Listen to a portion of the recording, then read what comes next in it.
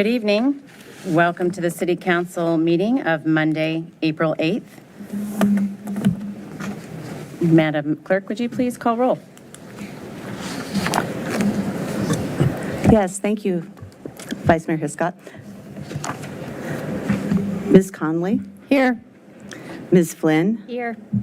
Ms. Leon? Here. Ms. Shantz Hiscott? Here. Mr. Snyder? Here. Ms. Underhill? Here. And Mayor Hardy? Here. And Mayor Hardy is remote. If we have a motion to allow her to participate remotely? Aaron. Yes, I moved that well, do we need to have Mayor Hardy state her remote location and the reason for participation by electronic means? Yes, Mayor Hardy? I'm in Cleveland, Ohio on personal travel. Okay, I move that City Council approve electronic participation by Letty Hardy in this meeting for personal reasons pursuant to the City Council's policy for remote participation in City Council meetings as adopted by Resolution 2023-06. Second. All in favor? Aye. Aye. Any opposed? Do you need to do a roll call? I will do a roll call, yes, if that's all right. Thanks. Ms. Conley? Yes. Ms. Flynn? Yes. Ms. Leon? Yes. Ms. Shantz Hiscott? Yes. Mr. Snyder? Here. And Ms. Underhill? Yes. All right, that motion passes. Thank you. Thanks all. And so Vice Mayor Hiscott will be running the meeting this evening. Thank you. And would you all please join me in the Pledge of Allegiance? I pledge Allegiance to the flag of the United States of America and to the republic for which it stands, one nation, under God, indivisible, with liberty and justice for all.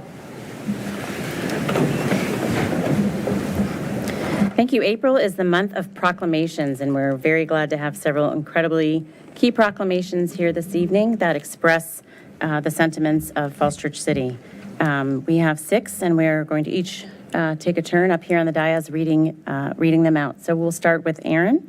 Ms. Hiscott, we need to do number 5, adoption of meeting agenda first.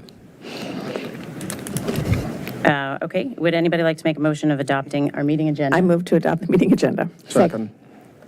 All in favor? Aye. Aye. Any opposed? Thank you, Ms. Connolly. Now let's have our first proclamation. Thank you. Ms. Flynn. So for Child Abuse Prevention Month, whereas every child has the right to a safe, secure, and supportive environment free from abuse and neglect. And whereas during Child Abuse Awareness Prevention Month, city residents are reminded of the courage it takes to raise a child and that all parents have the right to the support and knowledge that child rearing demands. And whereas child abuse is considered to be one of our nation's most serious public health problems, and there's a link between the abuse and neglect of children and a wide range of medical, emotional, psychological, and behavioral disorders. And whereas child abuse can disrupt early brain development and serious chronic stress can impair the development of the nervous and immune systems with consequences that are likely to continue throughout adulthood. And whereas children are the foundation of a sustainable and prosperous society, and our prosperity as a city and nation is built on a foundation of healthy child development. And whereas the City of Falls Church, with the Fairfax County Department of Family Services, other human service agencies, City of Falls Church Public Schools, City of Falls Church Public Library, and community partners work together to offer programs and services to strengthen resilience and protect children from abuse and neglect. And whereas the City of Falls Church partners with Fairfax County in an effort to build stronger families that can provide safe and healthy childhoods and lead to creating a strong, thriving community. And whereas information, support, and resources can be provided through the Fairfax County Parent Support Line at 703-324-7720. And whereas witnesses of child abuse and neglect should report it to Child Protective Services at 703-324-7400.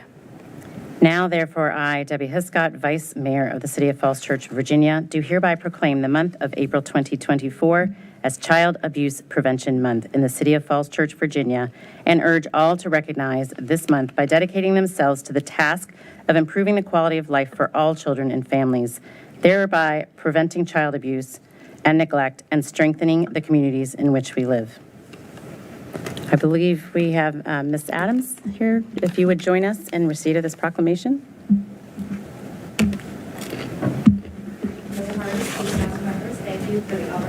With you tonight.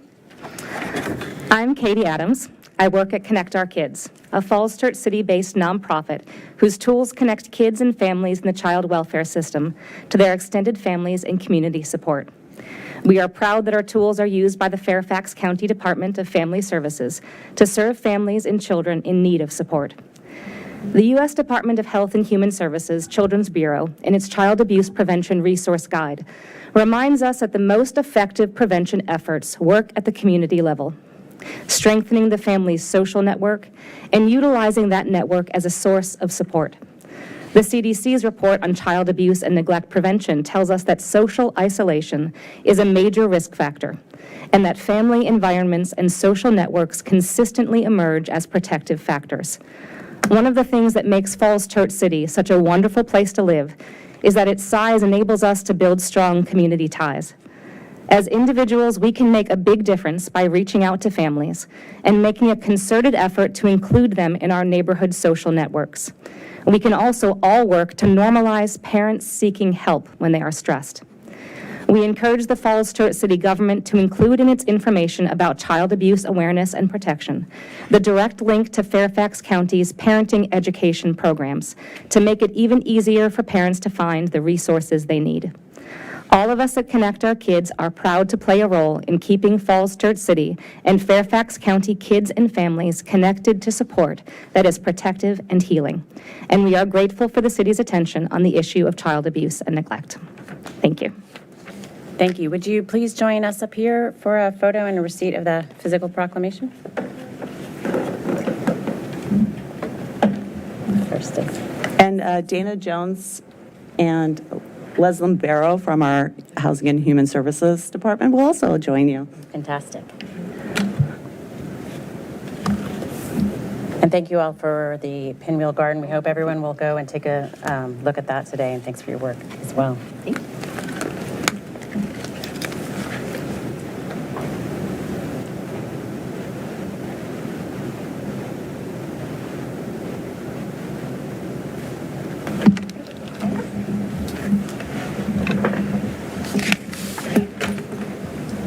Thank you. And Ms. Leon, our housing liaison, if you would do the proclamation on Fair Housing Month, please. I would love to. Whereas fair housing has been the law of the land since 1968, and whereas the city's Fair Housing Code prohibits discrimination based on race, color, religion, marital status, national origin, sex, including gender identity and sexual orientation, elderliness, familial status, or handicap. And whereas state law further protects against discrimination based on source of funds or source of income as outlined in the Virginia Fair Housing Law of July 1st, 2020. And whereas we, as a community and as a government, are proud of the cultural enrichment brought by our citizens who can claim heritages linking them with Africa, Asia, Central and South America, and Europe, and those of all races, religions, ethnicities, and ages who come to Falls Church from all parts of this country. And now, therefore, be it resolved that I, Debbie Hiscott, Vice Mayor of the City of Falls Church, Virginia, in collaboration with the Housing Commission, do hereby proclaim the month of April 2024 as Fair Housing Month in the City of Falls Church, and call upon the community to support and work towards fair housing for all residents. And Kayleen, you're online. Do you have some additional remarks you'd like to share? Yeah, I just wanted to thank you for that. And also, I gave some information to Dana for anyone who would like some more information on fair housing. And just to note that the city will be providing training alongside Fairfax County Office of Human Rights and Equity Programs. We will be providing training in May for property managers and also for City Council, and the date will be announced at a later time. Thank you. Dana, would you like to join us for another receipt of a proclamation, please? And any other staff who'd like to join us? Housing staff?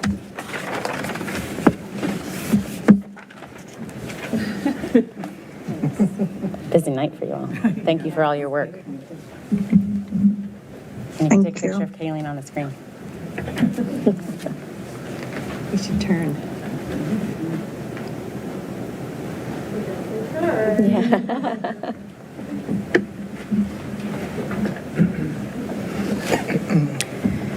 Thank you. Now I'd like to share the proclamation declaring April 15th, 2024 as World Art Day.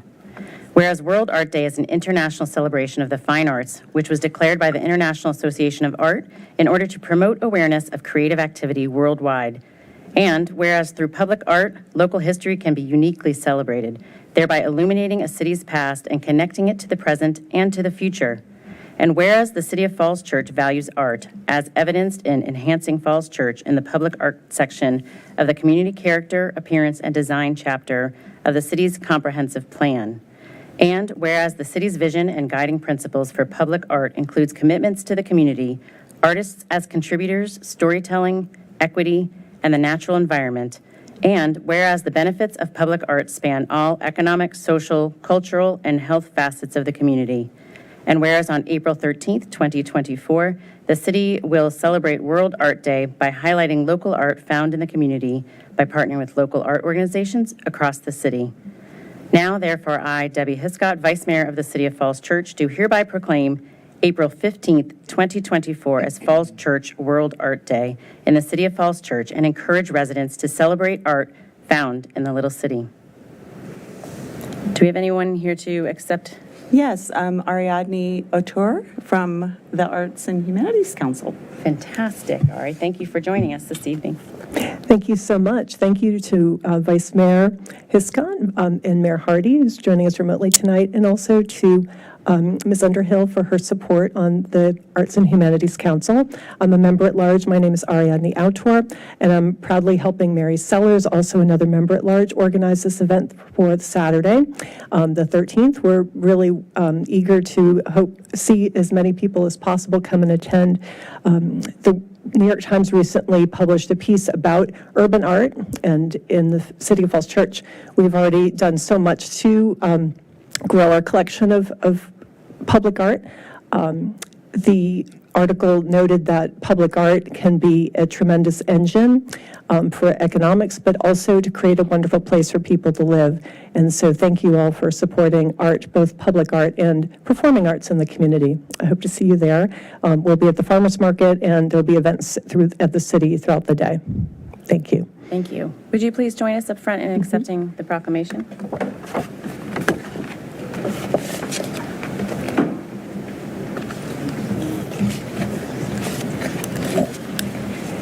Thank you for all of your support of performing and visual arts over many decades.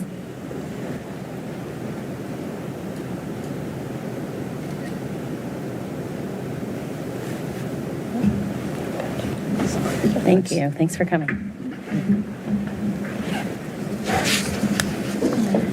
Mr. Snyder, would you please share the proclamation declaring April 20th as Arbor Day? Sure, thanks very much, with pleasure.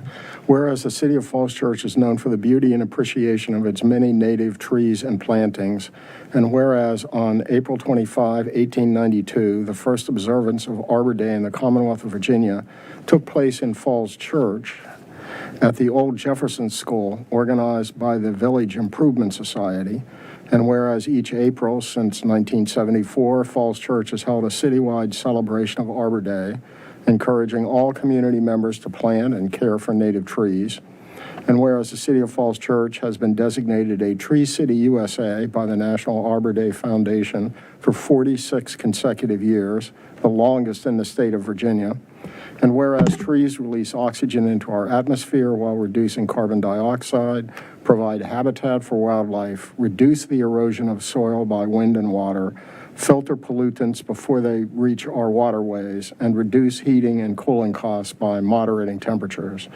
And whereas the Shumard Oak has been selected as the 2024 Tree of the Year by the Falls Church Urban Forestry Commission for its adaptability to many different soil and water conditions, high environmental benefits it provides, and its rarity in our city's urban forest. And whereas Falls Church wishes to continue to manage its urban forest for the current and future environmental, social, and economic benefits it can provide. Now, therefore, I, Debbie Hiscott, Vice Mayor of the City of Falls Church, Virginia, in recognition of the value that trees provide our community, do hereby proclaim April 20th, 2024 as Arbor Day in the City of Falls Church and urge all citizens to join in the celebration of that day. Charles? City Arborist Charles Prince is here. Fantastic. Thank you, Mayor Hardy, Vice Mayor Hiscott, and members of council for recognizing Arbor Day.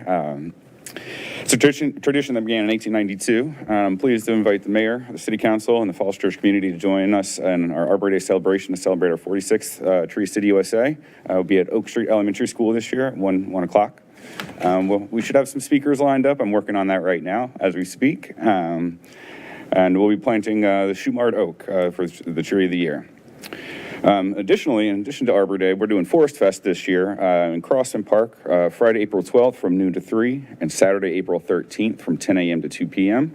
So the Forest Fest is a culmination of a long-term vision to replace the invasive plants removed by our operations team, the habitat restoration team, and others, as well as to replace trees lost to the emerald ash borer and other forest pests. Our goal is to plant 750 for the 75th anniversary, trees and shrubs in Crossan Park, and we'll probably end up planting in other parks as well. So we want to really reforest our naturalized forest areas. So if you want to sign up at fallschurchva.gov/forestfest, and we'll that's how you kind of join us for that. So the plants we'll be installing, we'll be putting in 50 bald cypress, 60 sycamore trees, 250 Shumard oaks, 100 elderberries, 100 buttonbush, 100 swamp chestnut oak, and 90 overcup oak. So, invite everyone to come and sign up for that. So that's all I've got for us. Thank you. We look forward to joining you for planting all those trees. It's very exciting. Would you please join us for receipt of this proclamation? Do we have anybody from the Urban Forestry Commission? Amy, Yeah. Come on. Yeah. who had a big hand in a lot of this, we know. We have a turnout of 15 trees apiece. I know. Yeah. That's a lot of trees. So they're saplings, so hopefully it'll go really fast. They gotta aim high. I can't wait. Love it. Yeah. Have we ever planted 700 trees in a Yes. week?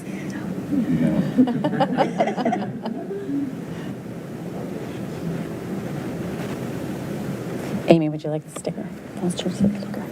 Small token of appreciation. Thanks. Thank you very much. Thank you.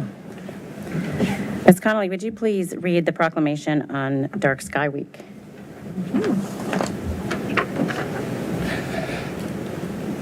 Today's the last day of Dark Sky Week. Proclamation declaring April 2nd through 8th, 2024 as Dark Sky Week.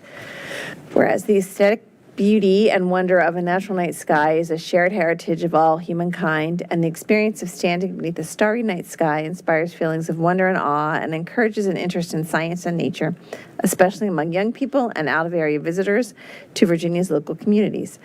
And whereas the greatest number of dark sky parks east of the Mississippi are located in Virginia, and Virginia's national, state, and local parks, including the longest stretch of miles of the Appalachian Trail, are home to dozens of species who rely on undisturbed night environments to hunt, mate, and thrive. And whereas 80% of the world's population, including many people in Virginia, live under a dome of light pollution, excessive artificial lighting at night that disrupts natural darkness, and may never experience the visual wonder or ecological and health benefits of living under a dark sky. And whereas light pollution has scientifically established economic and environmental consequences, which result in significant impacts to the ecology and human health of all communities. And Virginia's environmental goals for years has included the reduction of light pollution. And whereas light pollution represents a waste of natural resources amounting to roughly $3 billion per year of wasted energy in the United States, contributes to diminished energy security, and significantly reducing light pollution would save Virginia residents tens of millions of dollars per year.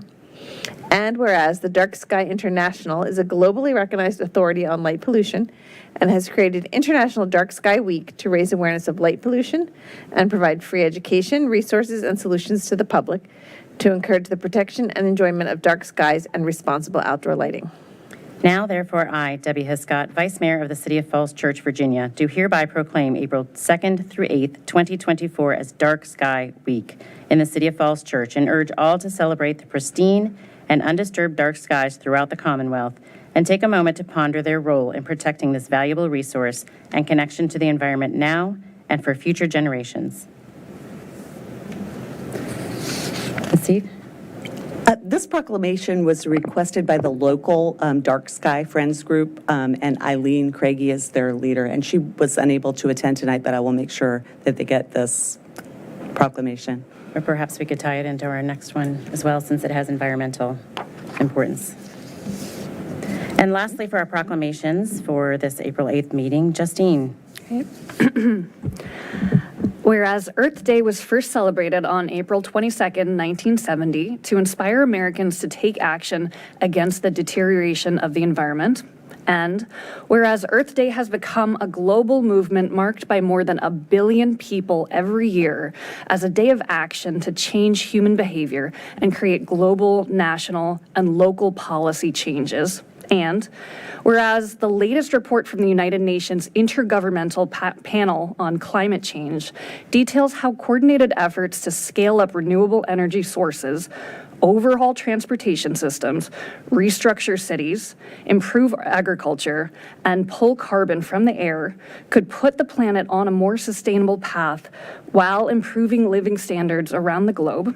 And whereas the theme for Earth Day 2024 is planet versus plastics, focusing on accelerating solutions to combat plastic production and pollution for the sake of human and planetary health, and to activate everyone, governments, residents, and businesses to do their part. And whereas the City Council has adopted a 5-cent plastic bag tax, reaffirming the Council's commitment to take action to participate in the regional effort to stop plastic bag pollution and to continue to advocate for regional, state, and federal support to promote and protect the environment.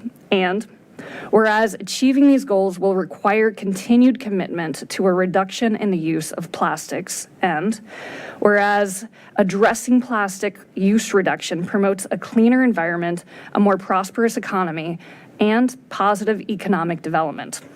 Now, therefore, I, Debbie Hiscott, Vice Mayor of the City of Falls Church, Virginia, do hereby proclaim April 22nd, 2024 as Earth Day in the City of Falls Church and encourage staff, residents, businesses, and organizations to commit to take actions on Earth Day 2024 and in the future to invest in a more sustainable and resilient future. Thank you. And Kurt Lawrence, our Environmental Sustainability Coordinator, is here. Kurt, would you like to say a few words or just join us for? I'll say a few words. Fantastic. I would just like to thank the council for proclaiming Earth Day for 2024. I think that Earth Day is a fantastic day to not only celebrate the beautiful things that Earth gives to us, the life, the landscapes, all of it is truly amazing, but I think it's a great time to look back on the progress that we've made, which I think the City of Falls Church has made decent progress in the last few years, especially with the adoption of some new energy plans. And I think it's a great time to rejuvenate and re-energize moving forward, especially when a new theme is given, planet versus plastics. I think that's a great way for people at a consumer level to participate in Earth Day and really make a difference in their community and for the planet. Thanks. Well said. If you'd like to join us, we'd appreciate it.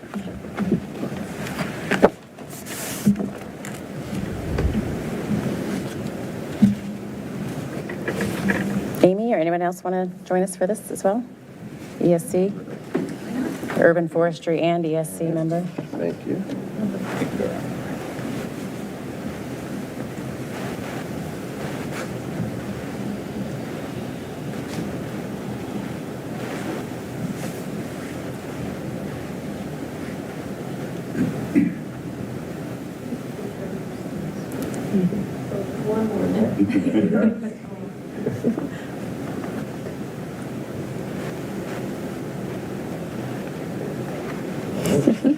Thank you very much. Thank you. Thanks to all of our many amazing community members who support each of these areas of interest as well.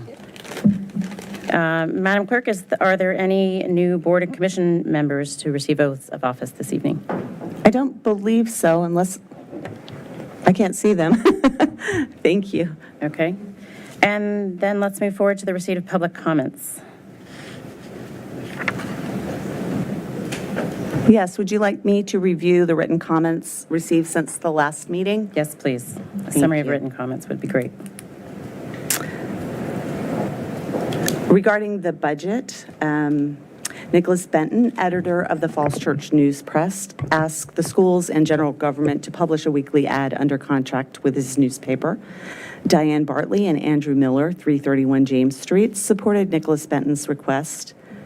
Jean Gresco of 120 North Fairfax Street provided comments on the proposed budget and asked about the impact of new and upcoming developments on revenue, the impact of not funding new positions in the general government budget, metrics for per student teacher and administrative staff numbers.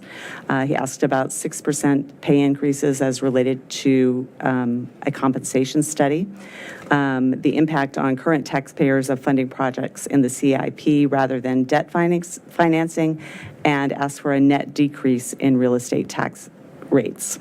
Sandy Tarpanian advocated for funding for park maintenance, tree canopy, and staffing urban forestry in the budget. Fred Thompson of 502 West Broad Street opposed the request that both the schools and general government advertise more in the Falls Church News Press. Jacob Williams wrote about the budget.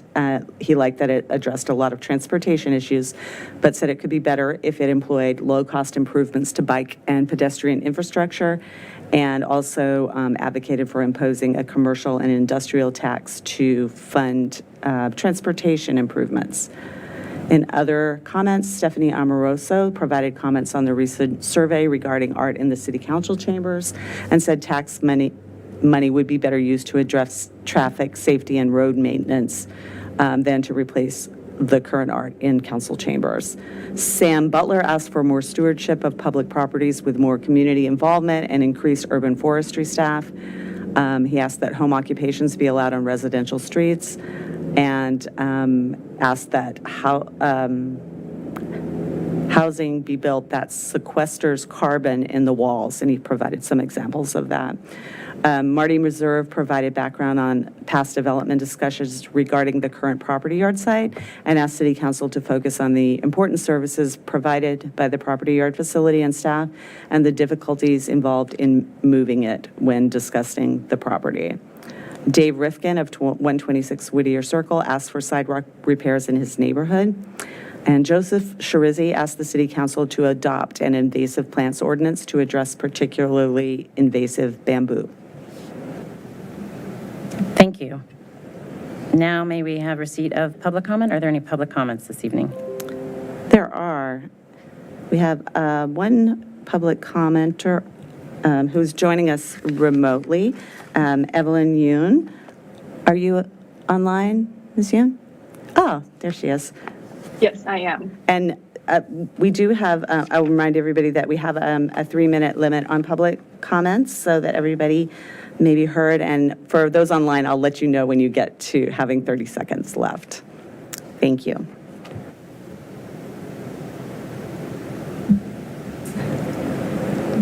All right, Ms. Yoon, we're ready for your comment. Great. Good evening, Mayor Hardy and council members. My name is Evelyn Yoon, and I do policy research pro bono for Via Place Collective, and I'm also a frequent customer at Eden Center businesses. I'm here to advocate for Falls Church City's support for increased funding towards small business anti-displacement strategies in the FY25 budget, as well as in ARPA allocations. So it includes, number one, reclassifying the part-time Vietnamese-speaking outreach specialist to full-time, and number two, to use ARPA dollars for the enhanced support for small businesses. So number one, expanding the Vietnamese-speaking outreach specialist role into a full-time position allows for sustained relationship building with small businesses to connect them to city resources. This position should be a full-time and should soon to be absorbed into the city's staff, and instead of being contracted out as a part-time position. Many small businesses, especially minority-owned at Eden Center, lacked English proficiency and have little interaction with the city, and the need for this position will remain as long as Eden Center remains a center for Vietnamese culture in the area. And number two, committing unencumbered ARPA dollars to existing small business programs puts already appropriated funds from the federal government in effective use. We hope that the current small business grant program be funded by ARPA dollars will be expanded and be more language accessible for minority business owners to apply. The city has until December of this calendar year to commit the remaining around $450K of unencumbered funds to dedicated purpose. It will be more encouraging for us to see that the city is committing these funds, whether in part or in full, to programs that support small businesses that are existing or to be developed. Thank you all. Thank you so much for joining us this evening. Are there other public comments to receive? Yes, next we have Hoi Nam Nguyen. Yes, and if anybody else wishes to speak, there are speaker slips in the lobby. You can just return them up here. All right. Hi, good evening, council members. Good evening, city staff. My name is Hoi Nam Nguyen. I am an organizer with Viet Place Collective, and I'm a resident of Northern Virginia. Viet Place Collective has been very active in advocating for the Vietnamese community in this area, specifically regarding the Eden Center. Over the last few months, we were able to meet with almost all of the council members to discuss some of our concerns and recommendations for the upcoming budget. And I myself participated in many of those meetings, so I was able to appreciate the ability to talk to you all about our concerns. We also sent to every council member and also to all staff a list of our recommendations and our requests for the upcoming budget. And I wanted to reiterate those recommendations again tonight. First, I would like to see a reclassification of the Vietnamese speaking outreach specialist position to a full-time staff position. Currently, it is contracted out. It is a part-time position that is contracted out with $30,000 in funding dedicated to it. However, we feel that it should be a position that should be converted to full-time on staff instead of contracted out as part-time. And the need is there. Eden Center will remain for a long time, as we have found out through the East End Small Area Plan process. And as long as Eden Center remains, the need for a Vietnamese speaking outreach specialist will also remain. This will allow for sustained relationship building with small businesses to connect them to public resources and to help navigate the anti-displacement programs and small business support programs that are either currently in place or will be in place in the future with Falls Church.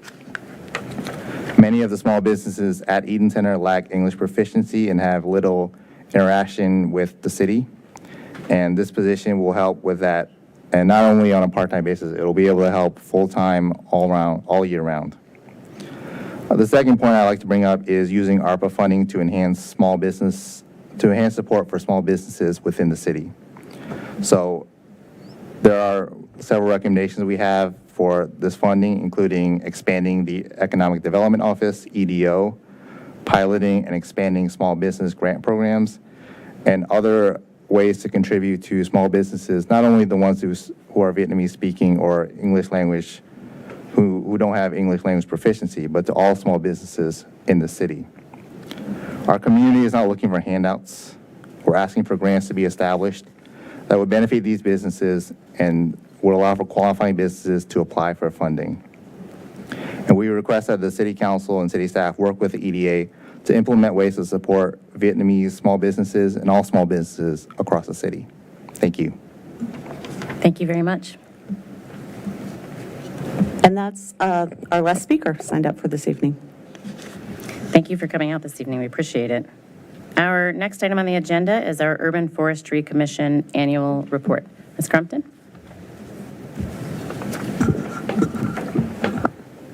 Thank you. Vice Mayor Hiscott, Mayor Hardy, and members of the City Council. I'm Amy Crumpton, and I live on West Marshall Street and have been a resident of the City of Falls Church since 1997. I serve as chair of the city's Urban Forestry Commission, and I'm here to report on the UFC's activities in 2023. It's quite a privilege to report on the Commission's activities following the city's adoption of proclamations on Arbor Day, Earth Day, Dark Skies Week, and on a day marked by an epic solar eclipse. Couldn't ask for a better promo on that. The UFC depends upon the support and guidance of the city arborist, Charles Prince, who, as our city staff liaison, keeps us on track amid his complex and compounding responsibilities. I'm grateful to Urban Forestry Commissioners Jennifer Anderson, Stephanie Lamore, Allison Miller, and Tim Roche for their hard work to further the sustainable management of the city's urban forest. I am also grateful to Letty Hardy, who served as our liaison with City Council throughout 2022 and 2023, and to Lydia Sturgill, our 2023 student volunteer with the Citizens for a Better City Youth Representative Program. The full text of the UFC 2023 report is attached to the meeting agenda for tonight. So briefly, in 2023, the UFC counted as gains the city's adoption of tree canopy minimum requirements under State Code 15.2-961 for redevelopment projects within the updated T1 Transition Zone Ordinance. The minimum tree canopy coverage expected in 20 years for such sites could be as much as 15%, depending upon the usage and number of residential units. In 2023, the UFC counted as a gain that we refined our recommendations for city code changes regarding landscaped open space, green space, and tree canopy coverage on commercial and mixed-use developments. These recommendations will apply to the city's code under Chapter 44 on vegetation and Chapter 48 on zoning. As for setbacks in 2023, the city did not readily grant funding to hire a consultant to inventory the city's trees, which have not been thoroughly inventoried since 2004. This setback seems to be turning around, however, and the UFC is pleased to see that this funding request is now in the FY 2025 draft budget. In 2023, the city arborist suspended the city's leadership in the neighborhood tree program due to lack of staff time to plan, procure, and plant trees in public right-of-way on residential properties. The NTP, in collaboration with the Village Preservation and Improvement Society, has provided over 1,400 street trees to homeowners since 2000. An increase in urban forestry staffing will be necessary to fully resurrect this program. Insufficient staffing and task overload is affecting numerous needed urban forestry programmatic and planning efforts.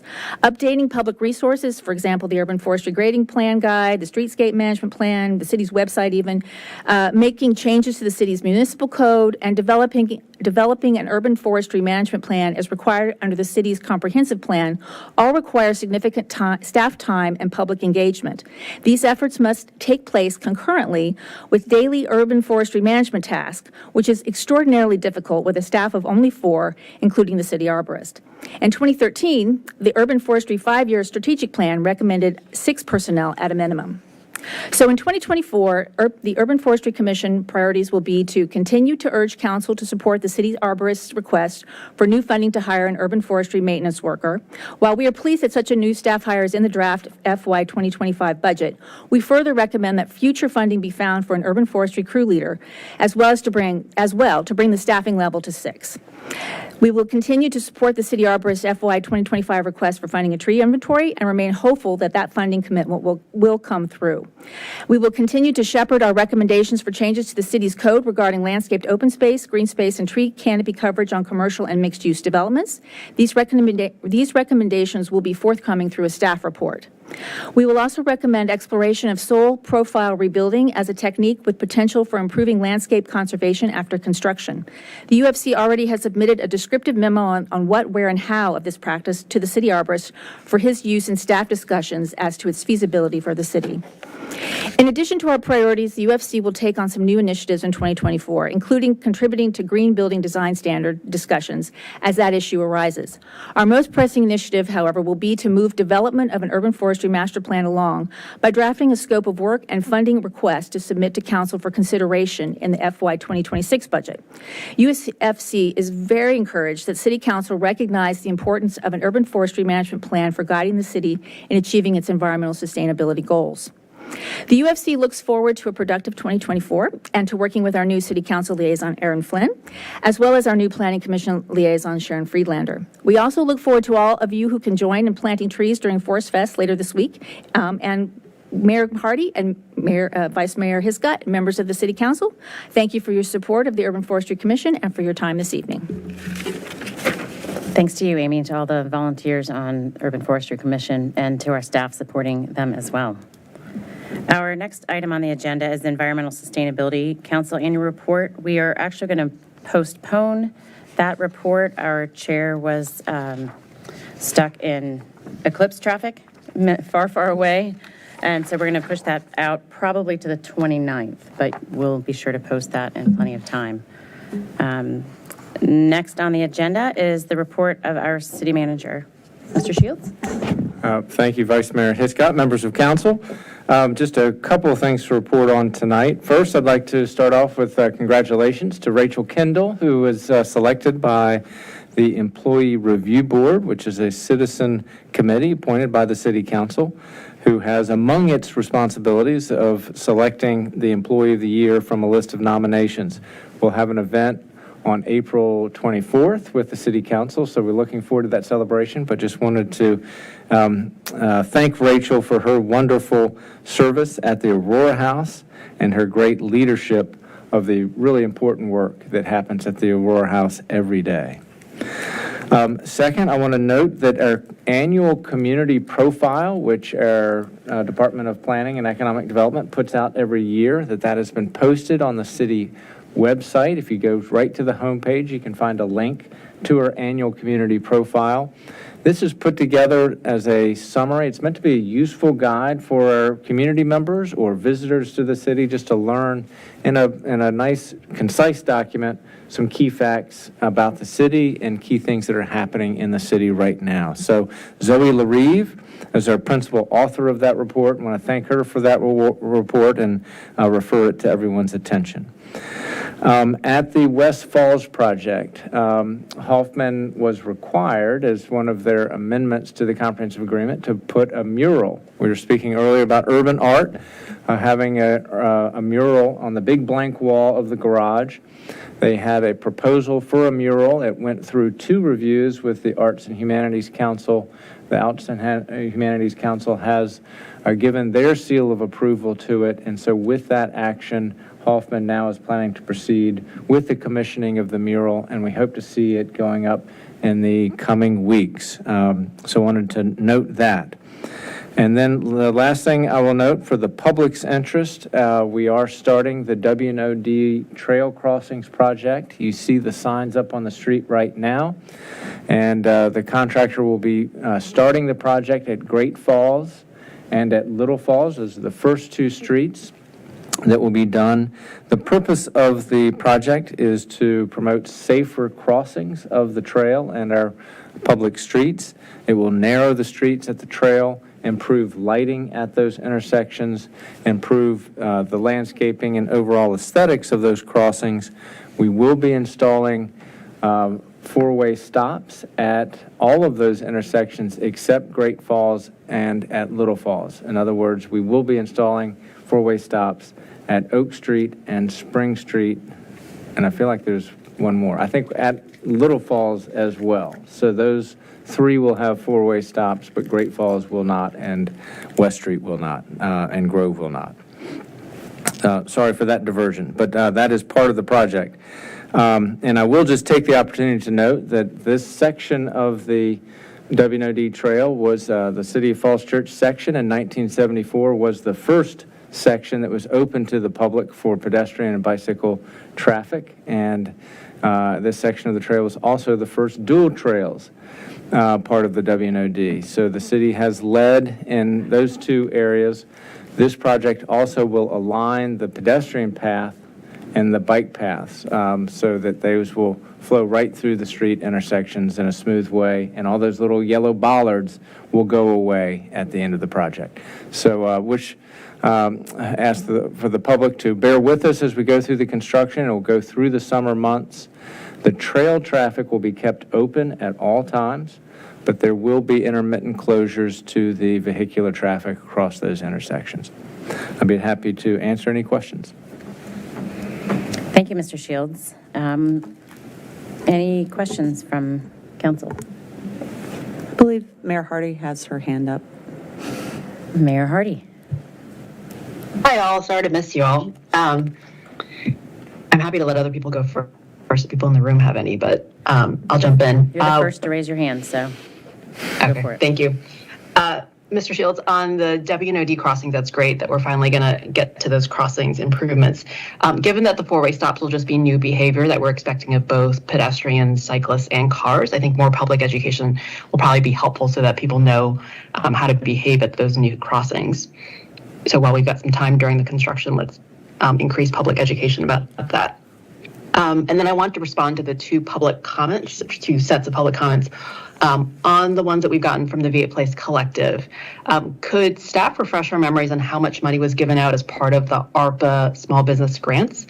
My recollection was that over a third of them actually went to the Eden Center businesses, but if the EDO could collect that information, that would be helpful for council to assess their recommendation to do more money to small businesses. And then second, the outreach coordinator, could you speak to how that's funded as you're recommended right now in the FY25 budget?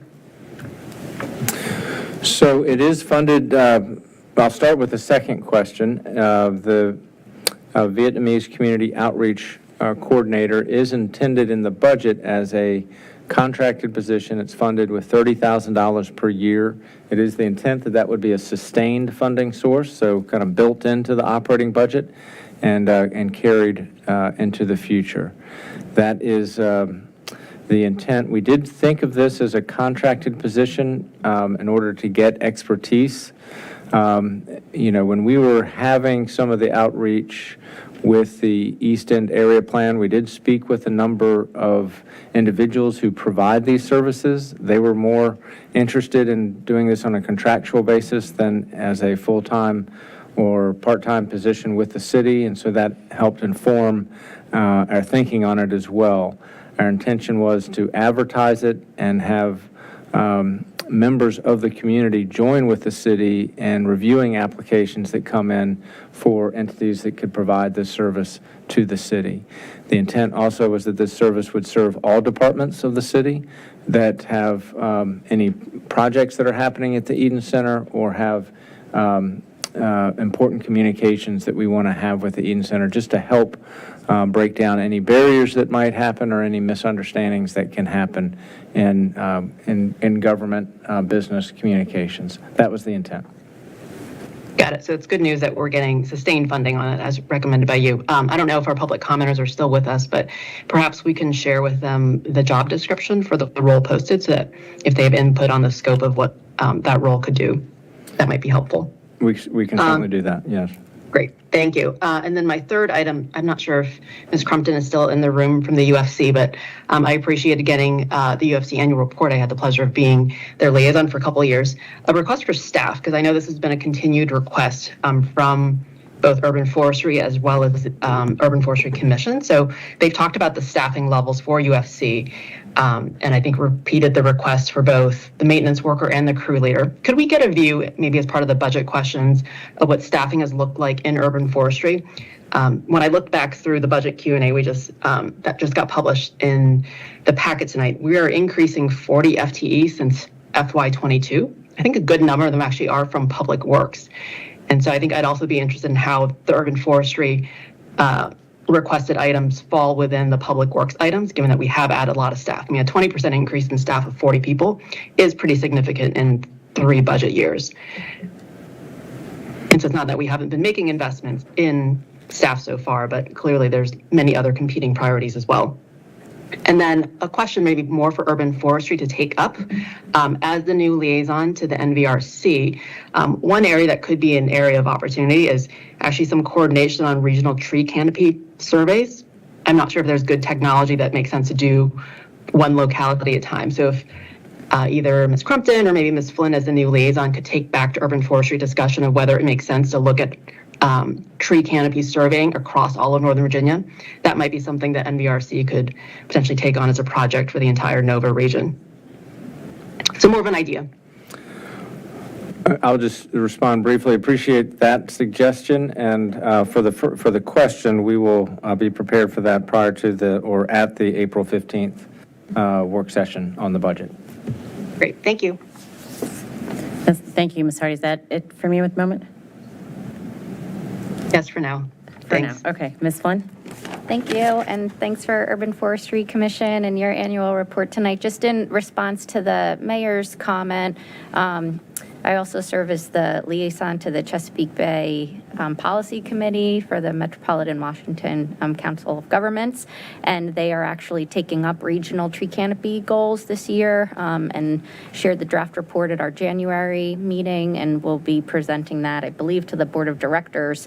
And so that's something that we'll be able to share with the overall regional tree canopy goals once they're adopted by COG. And then while we have Ms. Crumpton and the arborist in the room, I just wanted to see if you would be able to speak to the importance of the tree inventory. I know that you've highlighted it in different years, both as an overall inventory and then also as a inventory of public trees or trees in rights of way, and that we're overdue for an inventory. So can you just explain kind of what it is that accomplishes or how it helps in planning? Sure, absolutely. So there are two separate things. There are tree canopy goals that we have and what's existing in our tree inventory. Our tree inventory is literally a inventory of every single tree we have in the city. It's about 12,000. What that allows us to do, we can kind of track and see how often we're maintaining that tree. Does it need to come out? Is it not cost effective to maintain the tree anymore?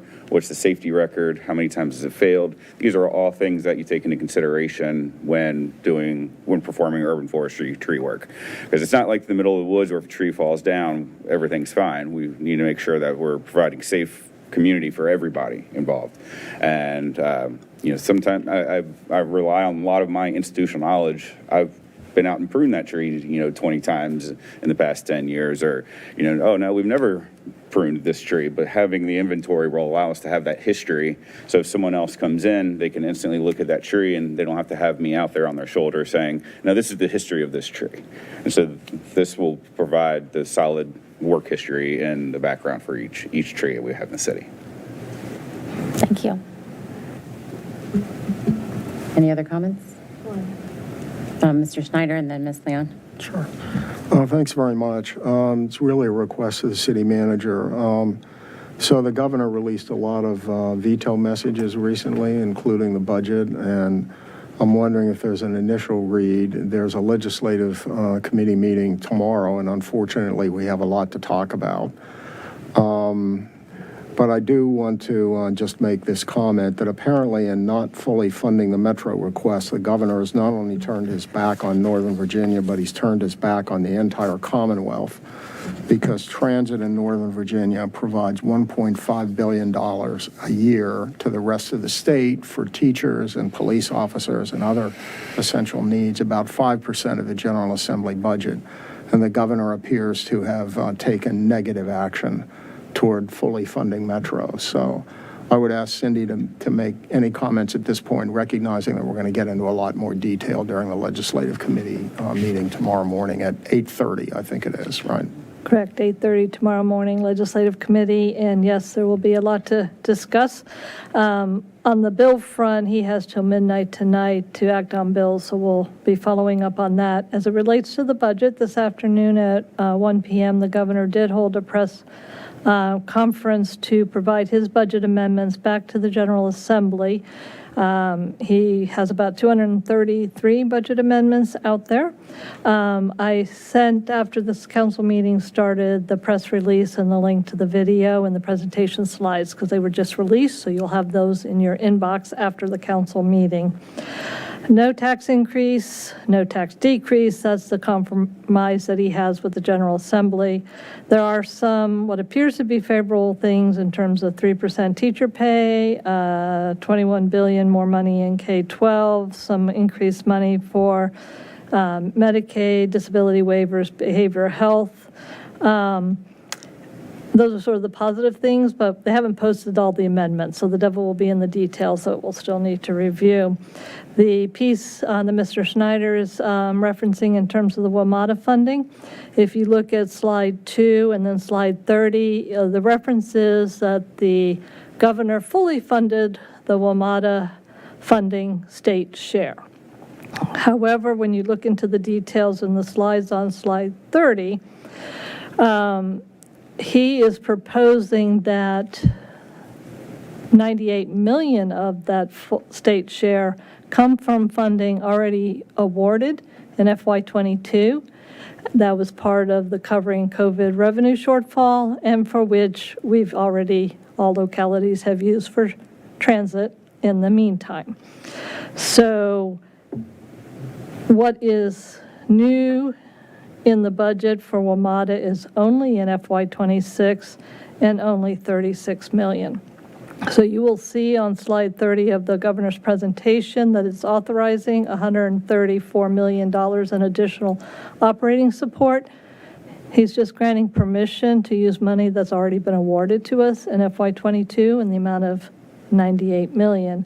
So if you subtract the $98 million from the gap that we have on the Virginia share, what's new is the remaining $36 million in FY26. So the fully funding is not what WMATA or the Northern Virginia localities would interpret what is in the proposed budget, because we asked for $130 million in new Virginia funding. So MVTC has been fully engaged in this issue all afternoon, and we're trying to put a strategy together. These budget amendments are now going to the General Assembly. They will be seen during the April 17th reconvene session. And so between now and then, I'm sure there will be some additional discussions and negotiations on the budget, but it is not a good starting point in terms of Northern Virginia and filling the WMATA funding gap. Thank you. Any other questions, Mr. Snyder? After that cheery news, let's pass over to Ms. Leon. No more questions. That was bad That was enough. bad enough. That was dreary. A couple questions. First one, Mr. Shields, clarifying for Viet Place Collective, that $30K ensures no regression to the amount of language translation that we've provided, right, in the past. That estimate was based on sustaining what we currently have, no degradation, right? That's correct. Okay. Is there an increase, is there reserve or cushion in that for flex, an increase in language translation services? So I don't have the number in terms of what our total number is for interpretation and translation. I'll need to get that to the council. But that was a sort of a staff-generated number based on our experience. But good to know, no regression in supporting language translation from what we've done in the past. That's right. That's the positive message. UFC study, thank you so much for that. Wonderful, wonderful work. I think the only thing I'd ask for consideration is when we went through our T-zone discussions, there was a lot of feedback around defining shade and the whole concept of a canopy height model tool. I think Peng-Si Heinem spent a lot of time kind of really analyzing all of that. And I really want to encourage where possible, you guys are the experts, but I know when you're in one of your 5 initiatives where you're talking around policies, recommendation for council, just to make sure that we touch base on that as part of just tree canopy coverage. So it's like a subset on that. Does that make sense, Erin? Yeah, okay. Thanks, Amy. Yeah, Amy's coming to the mic, but from what I understand, Urban Forestry Commission is hopefully putting forward recommendations even on sort of green space and what would count toward the canopy and would it be on-site versus public right-of-way property. But Amy, you can speak more to that. Well, just thank you. Yes, Representative Leanne. Yes, we are concerned about the shade studies and all of that kind of thing. Yes, that's something we do want to make sure gets folded into our comments, but you're right, there are probably other models that we could be looking at on how to incorporate those kinds of things. As you start to get into this stuff, you start to realize how complicated it becomes really fast, and then you layer in planning on top of that and all kinds of other engineering issues, and so it does get a little confusing. So yes, thank you very much for that comment. I will take that back to the commission. Thank you so much. Ms. Underhill?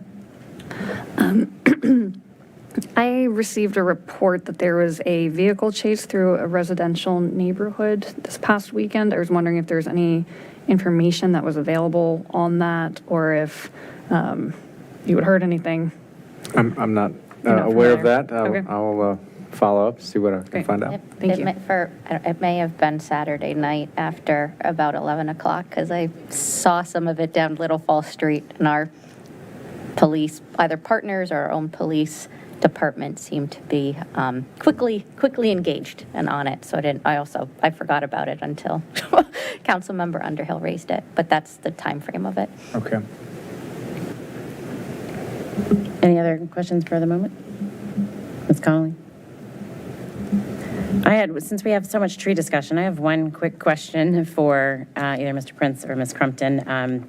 Just to get some clarification, I've had lots of people asking me about why did we cut down all the trees over by Crossman Park and on the trail? And I'm pretty sure I know the answer, but if you would just comment on that for the public, and I'd be happy to share that through neighborhood listserv, et cetera, to make it a little bit more formal so people are not so concerned that we are proactively removing trees. Sure, yeah, absolutely. Crossman Park, we especially hit really hard. We had a lot of ash trees in there, and emerald ash borer went through and killed every single one of them, unfortunately. It's something I was holding off on cutting them all down, but I proactively put out a press release saying, hey, this is what's happening in the park, so we can make people aware of what's going on, and that is part of the reason for Forest Fest, is to get in there and put some riparian species back in there that are less susceptible to things like emerald ash borer. Great, I'll take that press release, which I myself missed, and share it with the neighborhood listserv, and also promote the event this weekend so we can rebuild it. Wonderful. Okay, any other requests? Are we ready to move on with the business of the agenda now? Ms. Hardy is raising her hand. Missed that little hand up. Letty. Thank you. As a follow-up to the status of Metro funding and Mr. Snyder's questions, that's really disappointing to hear of the governor's amendments. Question for Ms. Messer. Besides maybe diving deeper into the $36 million gap, I think that's the number I jotted down, that's the gap from the Northern Virginia share. What is the worst case exposure for Falls Church? To clarify for the region, the gap is much larger than the 36 million because the governor's repurposing already issued $98 million. For the City of Falls Church, the total gap funding, we're still getting through the estimates and the details, but probably still the 2 million that we have been mentioning throughout the whole budget process. The proposed budget addressed 1 million. So the risk right now is approximately 1 million increase shortfall to be addressed. And Mr. Shields, that's already what you've accounted for in the proposed budget, or we need an additional 1 million? So in the budget is $1 million increase for WMATA, and that assumed that the state followed through on the General Assembly's adopted budget of a 50-50 split. So in round numbers, if that doesn't happen, our exposure, as Cindy just said, is not 1 million, but 2 million. So now we have a $1 million shortfall in the budget that's right now before the City Council. Got it. Thank you. Any other council requests, comments? Okay, moving on. Ms. Heath, would you like to read the resolution? Is that how we shall move forward? Yes, we have 4 budget-related ordinances for first reading. Would you like me to read all 4 of those together? Does that work? Please. Okay. First, we have TO 24-03, ordinance fixing and determining the budget of expenditures and revenues and appropriating funds for the fiscal year 2025 general fund, school operating fund, school community service fund, school food service fund, cable access fund, sewer fund, stormwater fund, community development authority, and capital improvement program funds, and to adopt the FY 2025 to FY 2030 Capital Improvements Program. Secondly, we have TO 24-04, ordinance setting the rate of tax levy on real estate for tax year 2025 and on personal property, machinery and tools, and all other property segregated by law for local taxation in the City of Falls Church, Virginia for tax year 2024. TO 2405 is an ordinance to set the stormwater utility billing unit rate in accordance with Chapter 42, Article 7 of the Code of the City of Falls Church, Virginia, as of July 1, 2024. And finally, we have TO 24-06, ordinance to amend, reenact, and recodify Chapter 42, Utilities, to revise sewer rates and fees as of July 1, 2024. Thank you, Ms. Heath. Mr. Shields, would you like to comment on this for us, please? Well, I won't give a long staff report on these items. I'll summarize them briefly for the public's awareness. Our work tonight really is going to be a deep dive on the capital improvements program, which will come later in the agenda tonight. Each of these 4 items is before the council for first reading tonight. This will set the stage then for public engagement over the next month, and would come back to City Council for final consideration on May 13th. In summary, the budget that's proposed is a budget of just over $138 million for the next fiscal year. That includes funding for the schools, and it fully funds the school board's requested budget for the coming year. It also funds the capital improvements program, which includes a $9 million use of capital reserves in the capital improvements program. For the tax ordinance, what's before council is a proposed tax rate of $1.22 per $100 of assessed value. That's a 1 penny reduction from the current real estate tax rate. That is the tax rate that the budget is built around. So the staff recommendation is to do first reading on that. Now, it is true now with this kind of latest messaging from the governor that we will potentially have a shortfall now with less funding coming from the state to help meet our WMATA obligations. And there may be other obligations or other impacts to the budget that we have not yet reviewed. So we'll be doing that over the night and into the morning.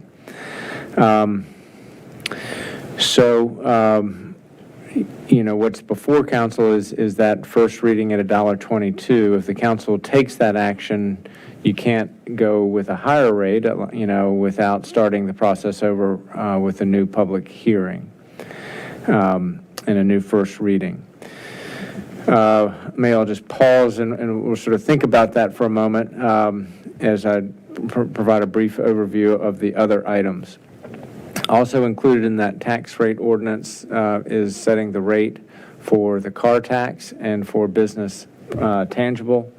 The business element of that tax would be set at $5 per $100 of assessed value, and the car tax would be at $4.80 per $100 of assessed value for vehicles. And so that is those are the key elements of the tax ordinances. We also have a sanitary sewer fee ordinance and a stormwater fee ordinance. For what most ratepayers would experience for both of those utility funds would be a 3.6% increase in the fees. For the sanitary sewer, that's the equivalent of about $18 per year for your average household in the city. And for the stormwater fund, that would be about a $10 increase in what the average homeowner would pay over the course of a year for the stormwater fee, with those 3.6% increases in fees. And the last thing I'll note is for the sanitary sewer, we're also proposing a 10% increase in the availability fees, which are paid by property owners or developers when there is a new connection made to the sanitary sewer system. And those fees are intended to pay for expansion of the system. So we recommend a 10% increase to those fees. Because our main content tonight is on the capital improvements program, I will stop with that summary of the actions that are before council tonight for first reading, but I'd be happy to answer any questions. For the public's awareness, we have been posting the responses to the council's questions as part of the packet, and we're also posting those to the budget homepage that you can link to from the city's website. And so that information is available to the public as well. We had our first public town hall meeting on Thursday. I want to thank all the members of our community who showed up, and we got, I think, useful perspectives and input at that public meeting, as we did again tonight. The whole purpose of this public engagement is to make sure that the budget is aligned with community values, and so we look forward to continuing that process over the coming weeks. Thank you, Mr. Shields. I'm sure we have a few questions. At least I know I do. Let's start with Ms. Leon. Thank you so much for that overview. As we set the tone for going into the capital budget, kind of want to talk about some general themes. You know, I know, Caitlin, it takes a lot to put together this binder. I think what is really important to focus on, that I ask that we create an exhibit on, is the operating impact of capital, of deploying all the proposed projects. So what I'm concerned about is not seeing the full picture of what we implement and then the impact to what it takes to maintain, right, that net new baseline. So particularly as I'm just flipping through the page, we're starting with security, which only has one capital project in the SIP. We're deploying 1.5 million, and we're starting, you know, with 700K in prior year funds and then 250K each year going through FY, and decreasing amounts. But there's reference to rising contract costs. So just itemizing that so we have a full picture for how we're going to have to impact the local budget as a result of the capital is really important. I just want to put that out there. And I think if as I take a look at the list of capital projects, I want to go to the biggest one, the $30 million for the property yard. Understand the response in the Q&A that indicates that by ordinance, it's very hard to chunk up that money, right? So we can expect a large dollar. I think where I'd like more transparency is understanding what we're doing in the conceptual planning phases. I think it's relevant to understanding and sizing that 30 million. Is it 30, right? Is it, you know, I'm hearing it's 32.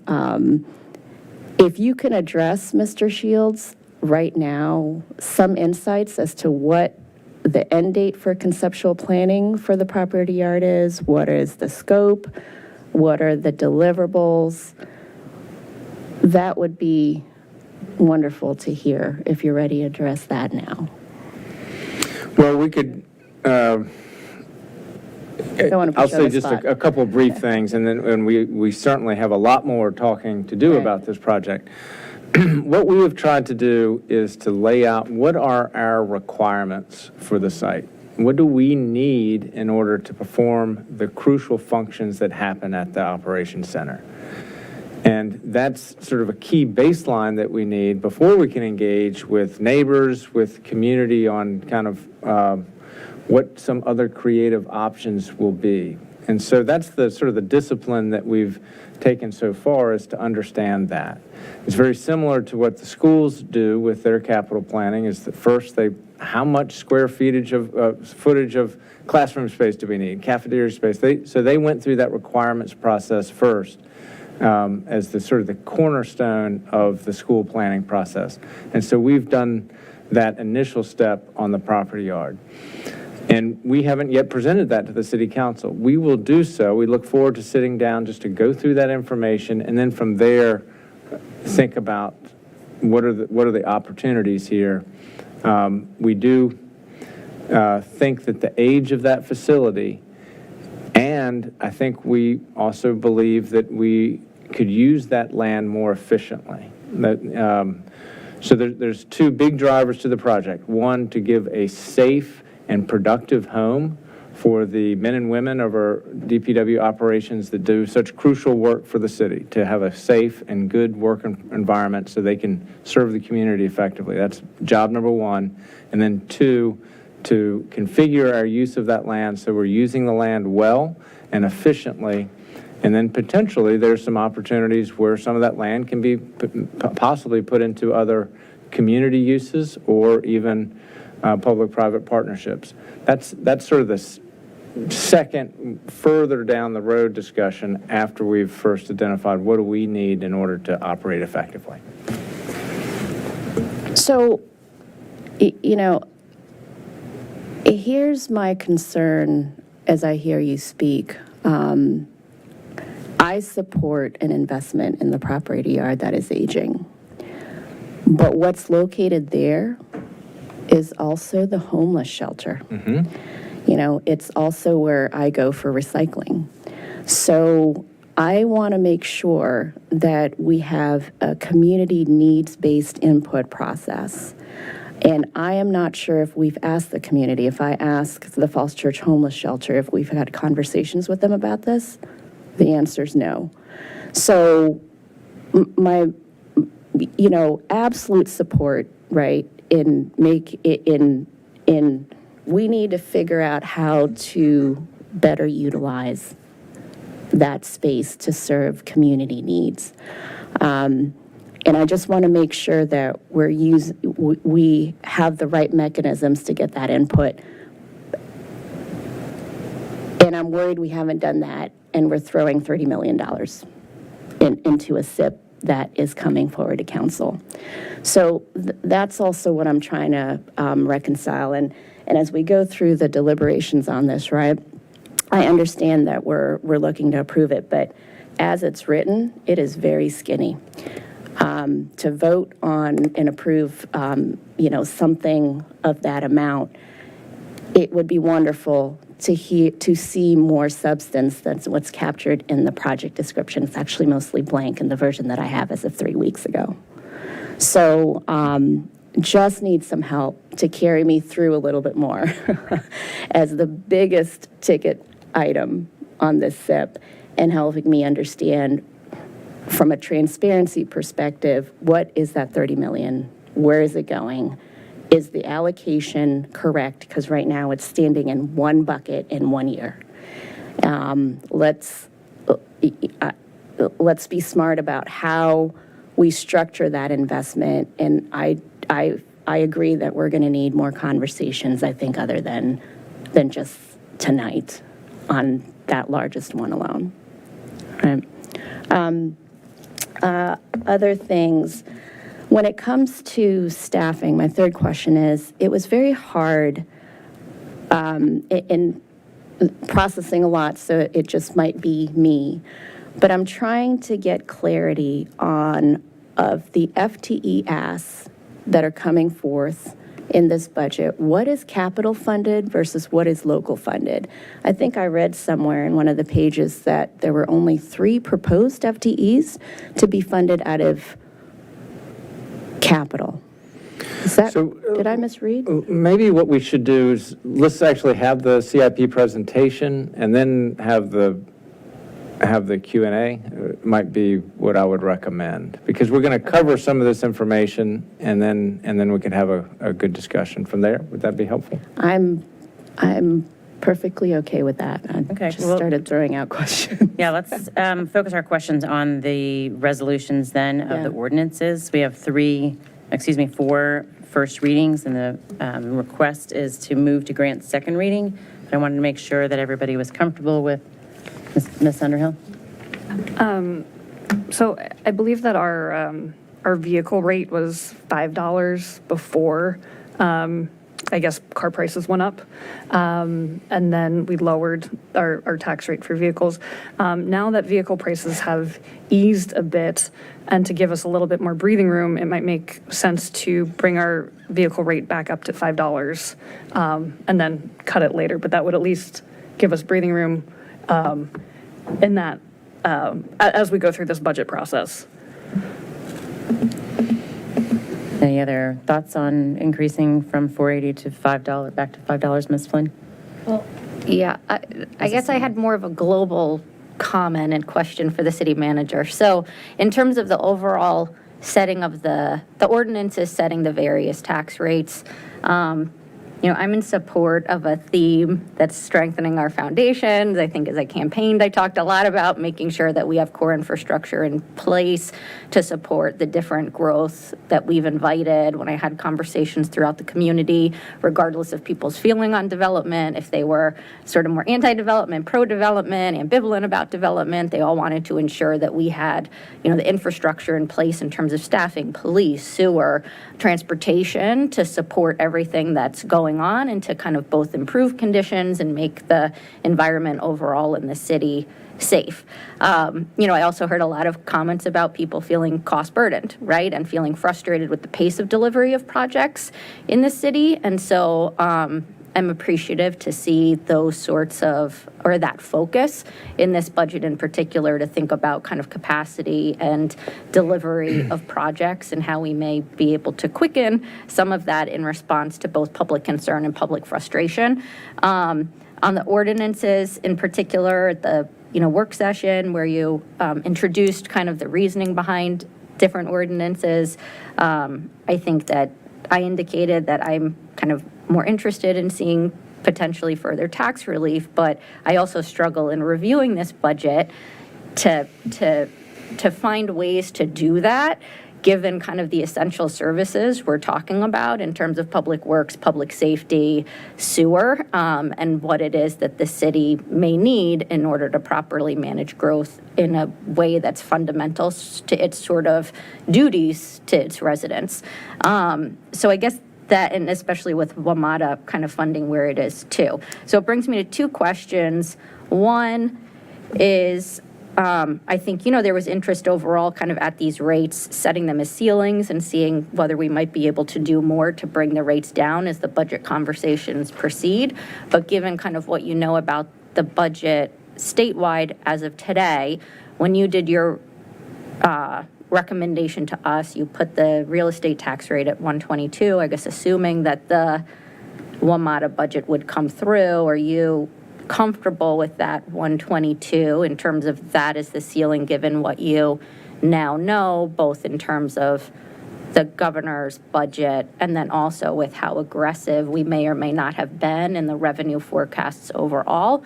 I had a little bit of concern on like meals taxes and whether we'd see the 27% increase based on when the grocery stores, one, if not both of them, come online.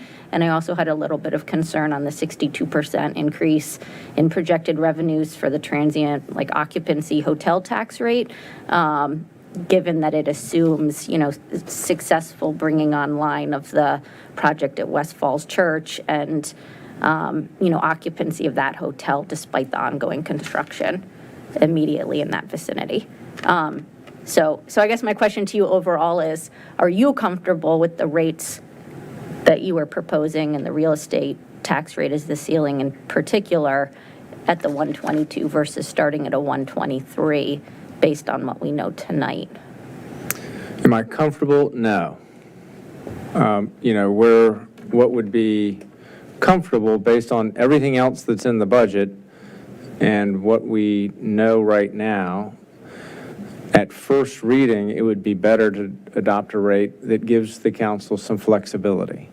And so the pure numbers would be to adopt a rate at not at $1.22, but to adopt at $1.24 for first reading. Then we know we can cover the WMATA worst case scenario. And so that would be one approach. That would give us time to work through the details and see if there's a better outcome than what I've laid out. But that's what the pure math is.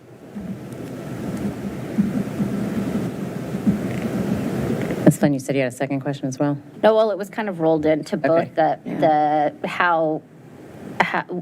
nature of kind of how aggressive we've been on some of the revenue forecasts in looking at the percentage increases and how dependent they are on the projects coming online in a timely manner during fiscal year 2025? So we have been, I think, very transparent about leaning into our revenue forecasts. And I think aggressive is the right word. We assume that the grocery stores open on time.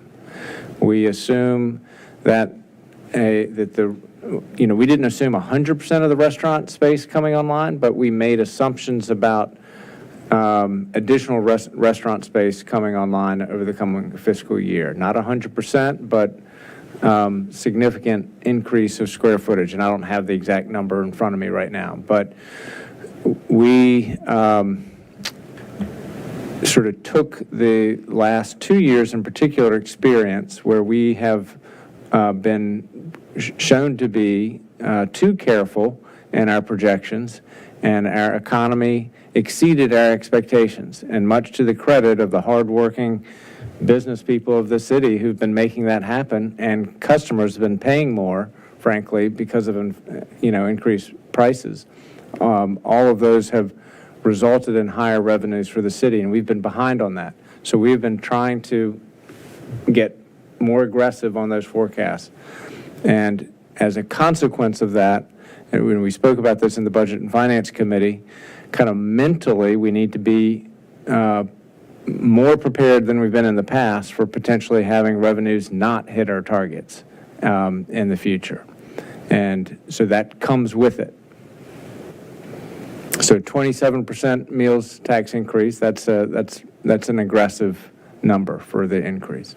Right, and so I appreciate all that, and I guess I just opened that up with the questioning for my colleagues on, their feelings on the ceiling, because as much as I do want to hopefully end up at a place that isn't higher than 122 and could be potentially lower in some areas as to the ordinances across the board, I also want to make sure that we're realistic based on what we know right now about the state budget in terms of where we set the ceiling for conversation during the budget season. Thank you. Letty? Thank you. Well, I said earlier, it's certainly disappointing that the governor is not supporting the Metro request, and hopefully we will get to a better place in a couple days. I guess I have a different point of view. So, Mr. Shields, I certainly appreciate wanting to be conservative and knowing that we have $1 million exposure, and that's 2 pennies on the tax rate. I guess I have trouble swallowing that we have 8% organic revenue growth, and then to actually tell taxpayers we're going to raise the budget by 2 more pennies and still can't figure out how to have a balanced budget, despite the WMATA bogey, right? Like, I think taxpayers, frankly, are just going to expect us to figure out where we need to make it up and not have more than 8% budget growth. And so while absorbing $1 million is not easy, if it comes to that, I think it requires us to make some hard decisions on where else in the operating budget we need to find that money to cover WMATA should the state not come through. Like, I just don't think that's, for me, it's kind of a non-starter to raise the tax 2 pennies when we're looking at 8% organic revenue growth.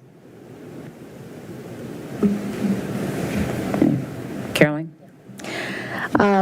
I echo that. I can't support any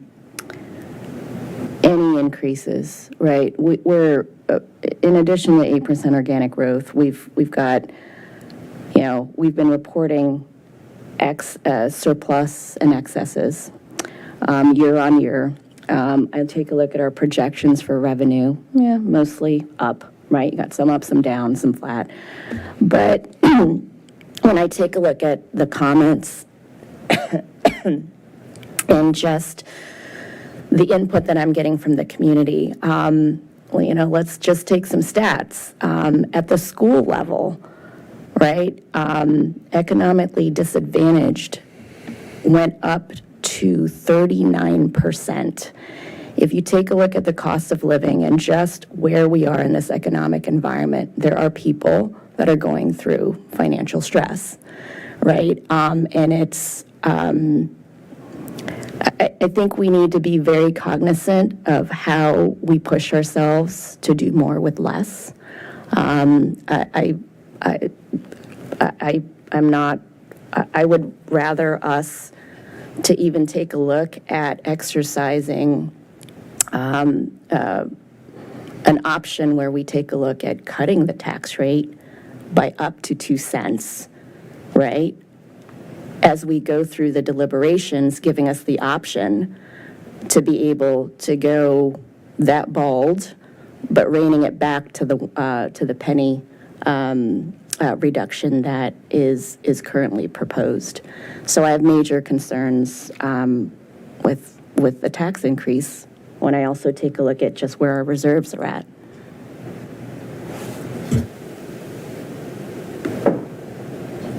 Want me to go? Mr. Snyder? Thanks a lot. Nobody's been wrong in what they've said so far. This is difficult. It's the typical balancing that you have to do with any budget. I'm prepared to support the city manager's proposal with the 1 cent reduction in the tax rate. And the hope is, recall that when we set it at 1, we can go lower. And as we search for this, if we're successful in reversing the Metro funding problem that the governor has created, we may be able to find other savings. I personally have some points that I want to raise over the course of further discussion. I'm not sure all the executive positions that we're adding are necessary. I certainly support all the police positions. So I think all things considered, at least at this point, I'm prepared to support the city manager's proposal on this. I think the car tax rate, I'm fine with it at 4.8 or 5. Either way is fine with me, but we got to get going somewhere. I think the city manager's given us a reasonable starting point, and I think we all recognize that's exactly what it is, a starting point. Any other comments on the individual rates in these resolutions? Ms. Connolly? I also would support the ordinance as it's written right now with the 1 cent tax cut. I think we've asked the city manager and the CFO to be aggressive on our predictions on what's coming in revenue-wise. The Metro is concerning that may indeed go up, but I would agree with Ms. Hardy that we should be able to find that within our budget, and I would definitely support, if possible, dropping the tax rate another penny if we can figure that out. But we've got a long way to go till we get there, but I think leaving everything as is and approving this ordinance is where I would like to start. Do we have any motions? I move to grant first reading to TO 24-03, schedule public hearings for April 29th, 2024 and May 13th, 2024, schedule second reading and final consideration for May 13th, 2024, and advertise the same according to law. Second. Ms. Heath, would you take a roll, please? I'm sorry, I missed that. Are you ready for? We're ready for a vote. Thank Would you take a vote, Do please? you want to get public input first? Yes, sure. Yeah. Is there any additional public comment, public input? Seeing none, move to take a vote. Ms. Conley? Yes. Ms. Flynn? Yes. Ms. Leon? Yes. Vice Mayor Shantz-Hiscott? Yes. Mr. Snyder? Yeah. Ms. Underhill? Yes. And Mayor Hardy? Yes. Motion carries 7-0. Thank you, council. Thank you, everyone. The next item on our agenda is a consent agenda. Oh, we have 3 more budget items Oh, to right, you address. can't do them as a block. Yeah, Sorry, they have to have a vote for each. apologies. I move to grant first reading to TO 24-04, schedule public hearings for April 29th, 2024 and May 13th, 2024, schedule second reading and final consideration for May 13th, 2024, and advertise the same according to law. Second. Any public comment? Seeing none, Ms. Heath? Ms. Conley? Yes. Ms. Flynn? Yes. Ms. Leon? Yes. Vice Mayor Shantz-Hiscott? Yes. Mr. Snyder? Yes. Ms. Underhill? Yes. Mayor Hardy? I'm sorry, I think you were muted, Mayor.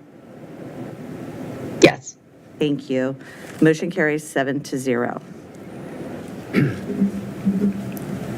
Okay, and do we have a motion for TO 24-05? I move to grant first reading to TO 24-05, schedule public hearings for April 29th, 2024, and May 13th, 2024, schedule second reading and final consideration for May 13th, 2024, and advertise the same according to law. Second, I have a question for the city attorney. I want to make sure, because these are ordinances and because the public has the right to speak on each one of these, when I asked for public input, I intended that it be on the ordinances as a block. Is that anything we need to clarify at this point? I just want to make sure that we're procedurally, so we don't have to go back and do this again. We asked after the first two, we can ask after each one. Yes, exactly. Okay. We did for the first, so we'll ask for any additional public comment. Yes, and this was not an advertised public hearing. That'll be at the next meeting. Okay, so yes to public comment or no to public comment? You're fine. It's We don't have any always right now. welcome. We're always What's welcome, legally yes. required is the ones that the clerk is referring to. Okay, thank you. Thank you. So seeing no public comment, if we could said take the that. You vote, should've please, Ms. Heath. Sorry. So this is for TO 24-05, which is the stormwater utility rate, and we do have a motion and second on the table. And I'll call the vote. Ms. Conley? Yes.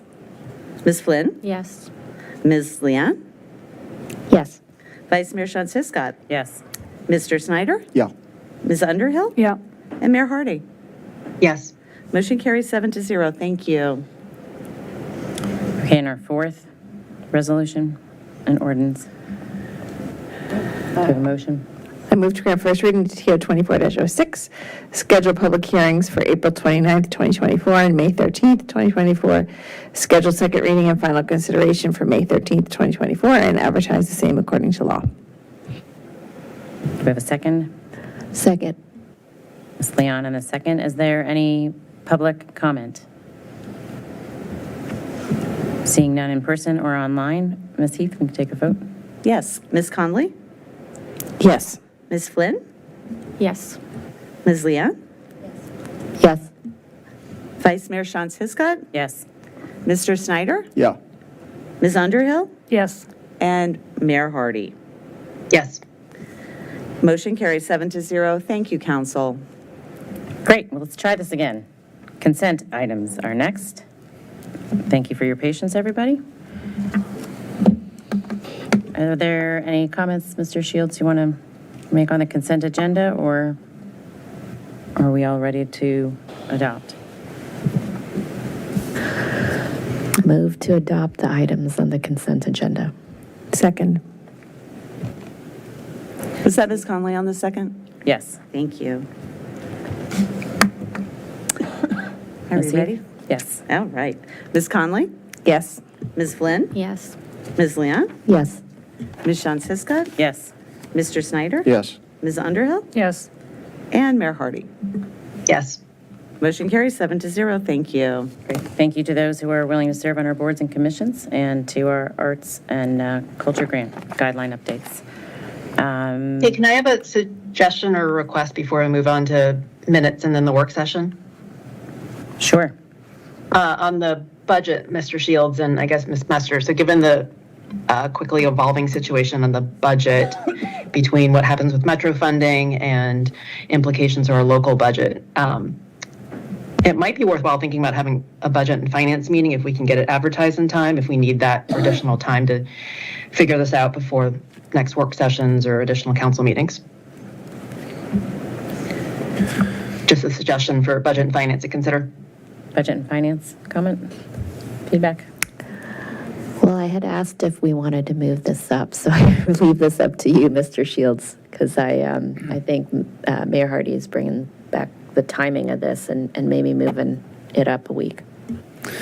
Right, so the scheduled Budget and Finance Committee meeting, I think, is April 19th, Yes. that Friday. And why don't we follow up after this meeting, and we could discuss that? Thank you. 3. From what I understand with discussions with WMATA today and, staff from NVTC, we may not have full picture by this Friday, but we could certainly move it earlier next week if Friday is too late. That is a good option. Just a suggestion. I'll leave it up to Yeah. budget and finance, but I figured we all might want more time. Thank you. Okay. Moving on to other business, our CIP work session. Mr. Shields?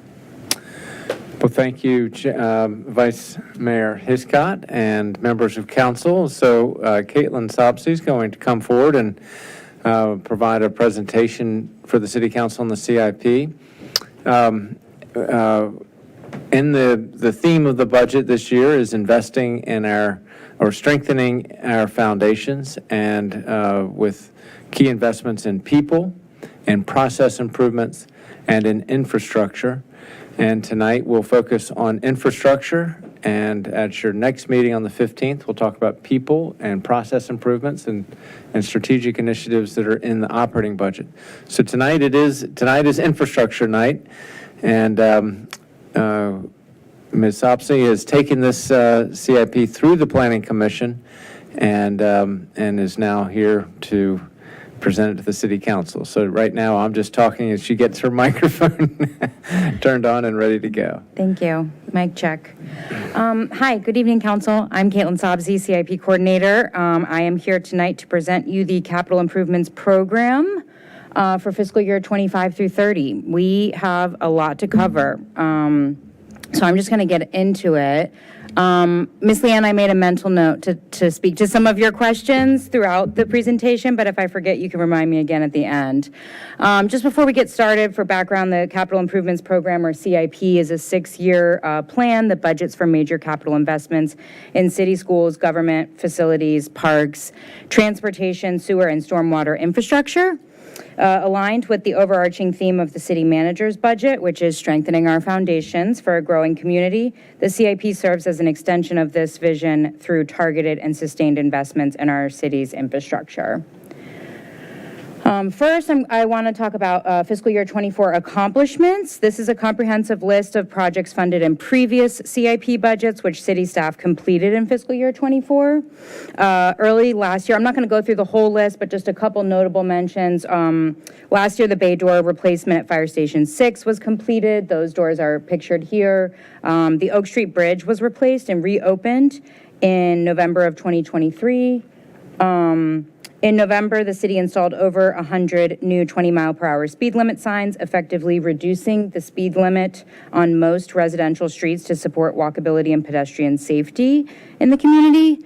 West Falls Church pipe bursting was also completed in fiscal year 24, which upsized 5,000 feet of the city's sewer pipe system. And in December, the Trammell Branch Stormwater Project was completed, and a 500-foot concrete box culvert was installed to mitigate neighborhood flooding. Lots of other good projects completed are listed here. The schools completed several projects throughout the city at multiple schools, and in recreation and parks, the Rec and Parks team replaced trails at almost every major park in the city. Here we've highlighted active and ongoing projects that have made significant progress or are anticipated to be completed in fiscal year 25. So this is not a comprehensive list of all active projects in the CIP right now, but those that will make a substantial progress or be completed in fiscal year, between fiscal year 24 and 25. Or what the community will see next. Notable projects in the transportation program are the ARPA multimodal projects. With the help of the contract project managers, those will be delivered in fiscal year 25. Those include Wallace Street sidewalk improvements, Hillwood Ave missing links, and 412 West Broad Street sidewalk improvements, also known as BEDOs. Those will be delivered by the end of 2024. ADA compliant curb ramps and crosswalks at least 5 locations throughout the city will be delivered this summer, later in 2024, and bus shelters at 3 locations per the city's master bus stop plan by next spring, or by the end of fiscal year 25. LED streetlights is also making progress with 150 new streetlights installed as of March this year, and a total of 500 lights installed by the end of the fiscal year. West Falls Church multimodal project at the new development, which has been underway for a while, will be complete next year in March of 2025. A few new projects going into construction now are Washington and Columbia intersection improvements, WNOD trail crossings, and Broad Street Hawk signals. All of those will be substantially complete in late winter of this year, 2024, or early spring of next year. Berman Park Greenway is the next project going into construction after those, which should be complete a little later in the spring of 2025. In public facilities, the Aurora House upgrades will be complete in early 2025, and community center HVAC will also be underway in the next fiscal year. You can see here, I'm sure this is familiar to some of you, our sticky note boards. Those were on the walls of the Oak Room a lot this fall as we developed the CIP. Also, we have pictured some plans for the Berman Park Greenway project, and in the bottom corner there, some of those ADA curb ramps and crosswalks that'll be going in soon. Continuing our active projects in the sewer and stormwater programs, we have a lot of good stormwater projects making progress. Hillwood 1 and Upper Lincoln Avenue will be complete in fiscal year 25. After that will be Hillwood 2 and Sharrow Avenue. Greening of Lincoln will be in construction, I think towards the end of fiscal year 25, but probably not complete until the very end of fiscal year 26 or even early fiscal year 27. In Recreation and Parks, the Berman Park Playground upgrades will be happening in this fiscal year as part of the Park Master Plan implementation, and then 3 parklets that are being designed with those ARPA multimodal projects are happening in the next fiscal year as well.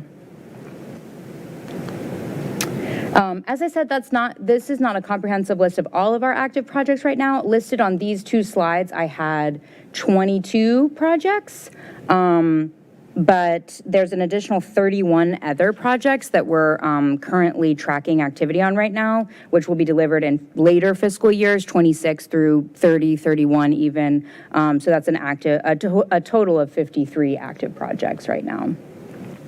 Managing that project workload remains a significant challenge for us, and addressing that was a top priority during the development of this year's CIP. The list of ongoing projects in our CIP queue, which has been evident on those sticky note charts over the past 6 months, planning for those in the development of this budget has been one of our most urgent priorities. Our objective in crafting this year's CIP was to alleviate this backlog of projects while also prioritizing the delivery of legacy projects, while also accommodating upcoming projects scheduled to begin in the next fiscal year, and then furthermore, increasing capacity for future projects that are outlined in the new 6-year plan.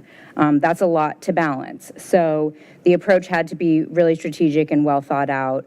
And while some progress has been made through employing contract project managers or utilizing external resources in 2023, there remains a long-term need to unclog the CIP. So the staffing and resourcing recommendation that we made in order to do that is outlined here. It's the hiring of 3 new full-time project managers.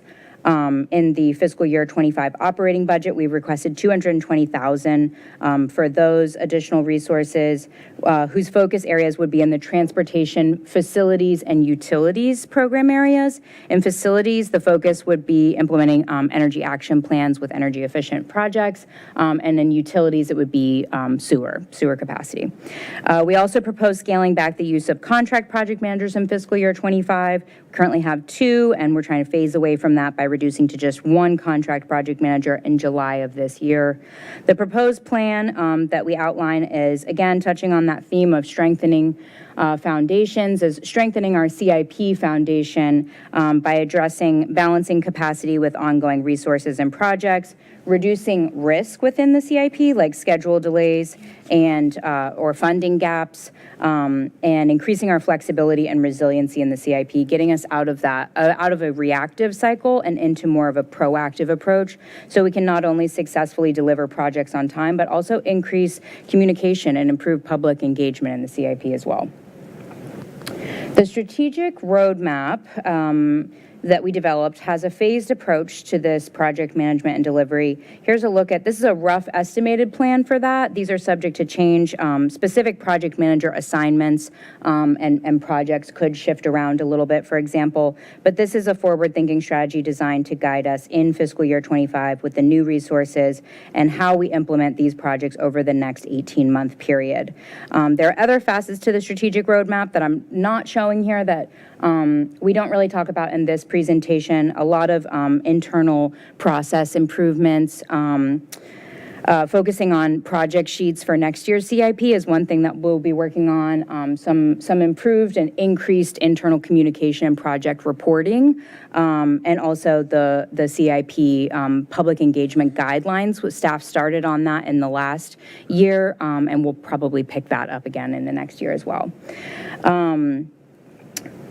I lost my place. And some grant management and funding process improvements as well. In the transportation program, we currently have two existing project management support. We have two full-time employees. We also have some existing staff in the engineering division of Public Works and in planning shops that help us out with some of the transportation projects. And then we have the existing two project managers.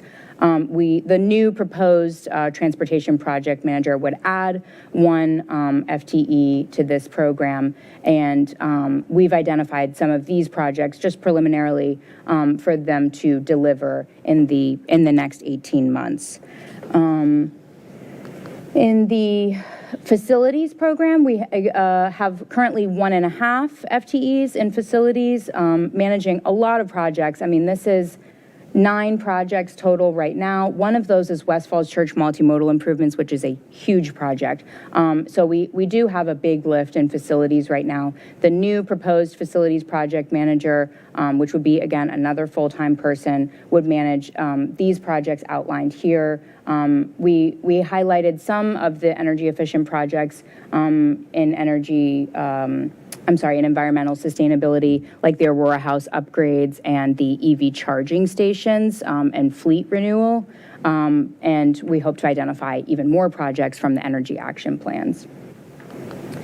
In utilities, we currently have 2 full-time project managers in the stormwater program. We do not have a full-time sewer project manager right now. A lot of the work for sewer programs is, and the management of those programs is administered by engineers.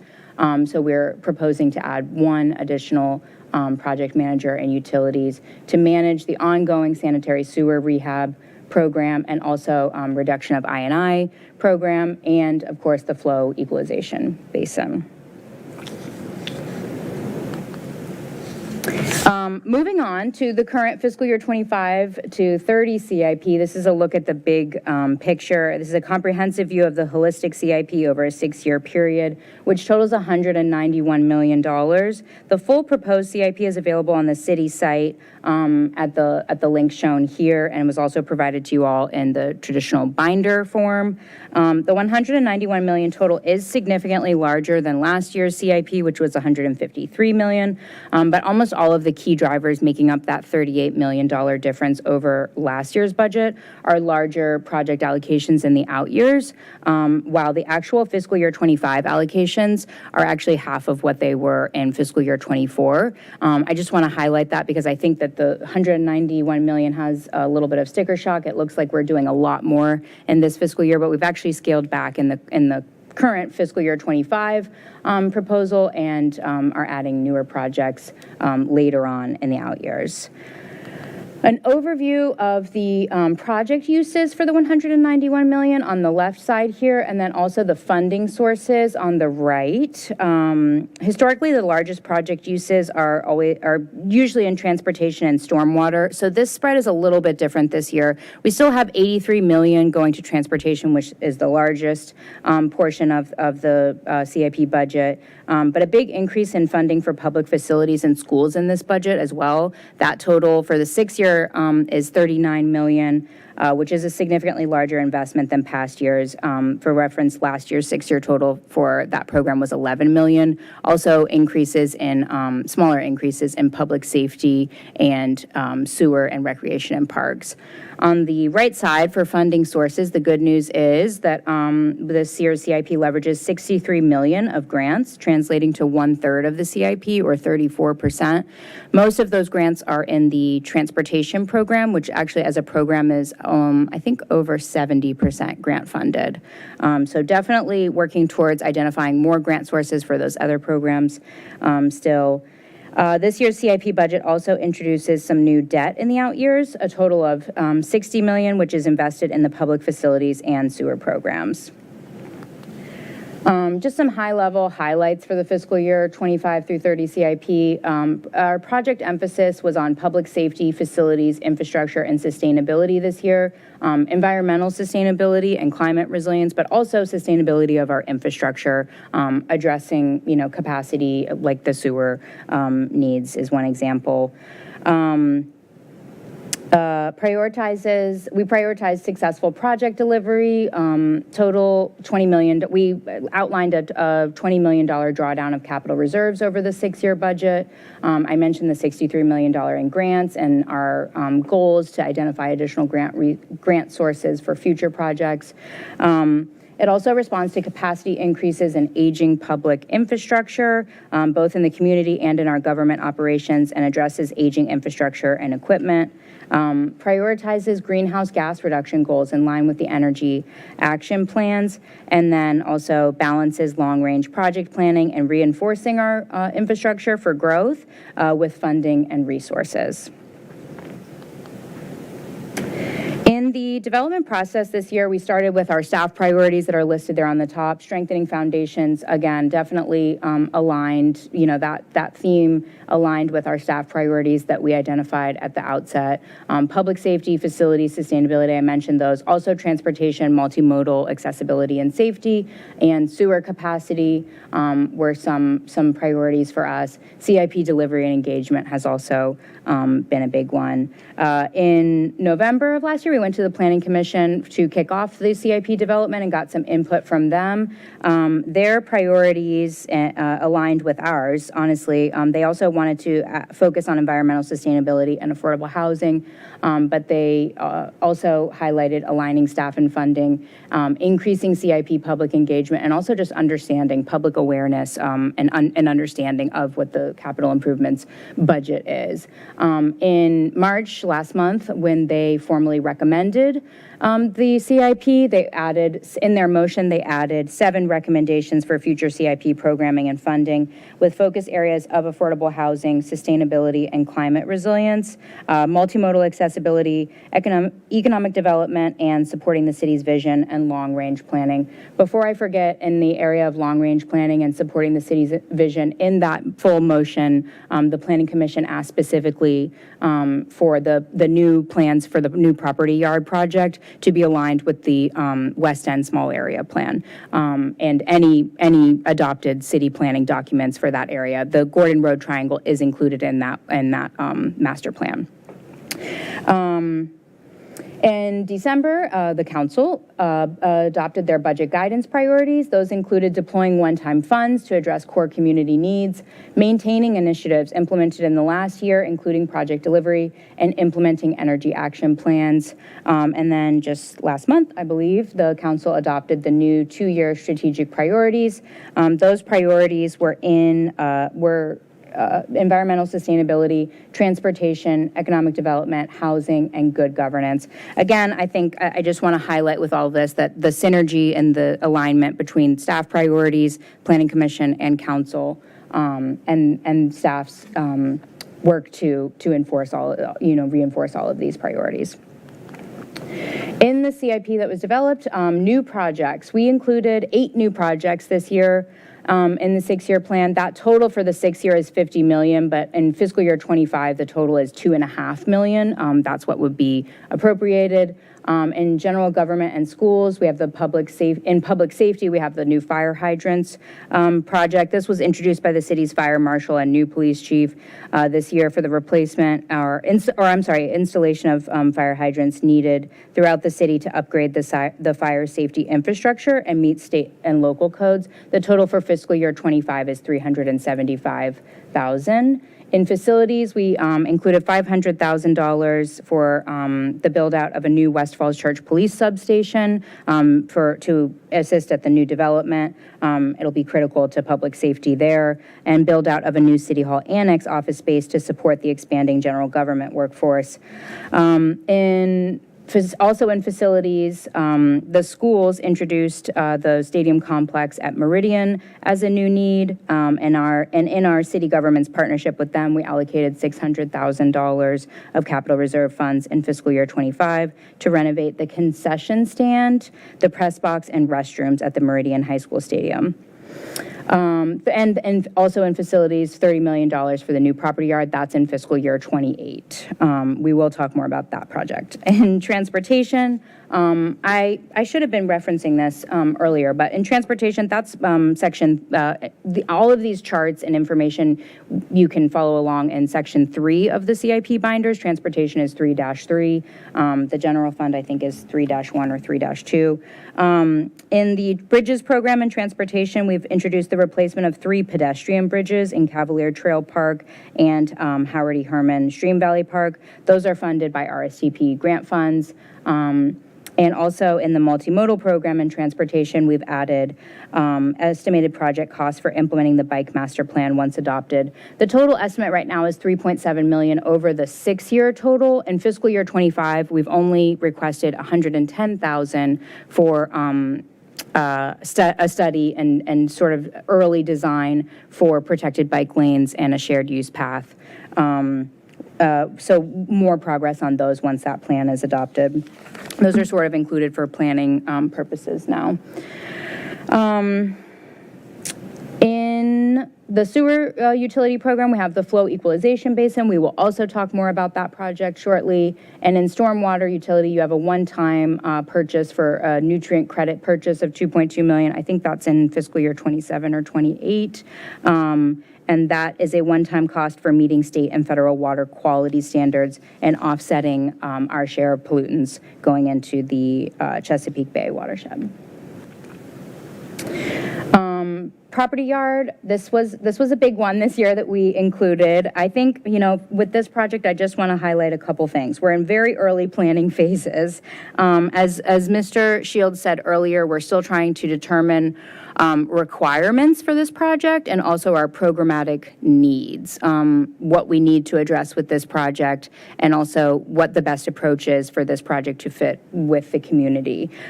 We did include it this year for planning purposes. It is in fiscal year '28, and it was something that we included in the spirit of capital planning. It's a capital need that we anticipate we will have in the next six years. So it was included for that reason, to engage with the public very early on, to flag this is something that is coming, in the future.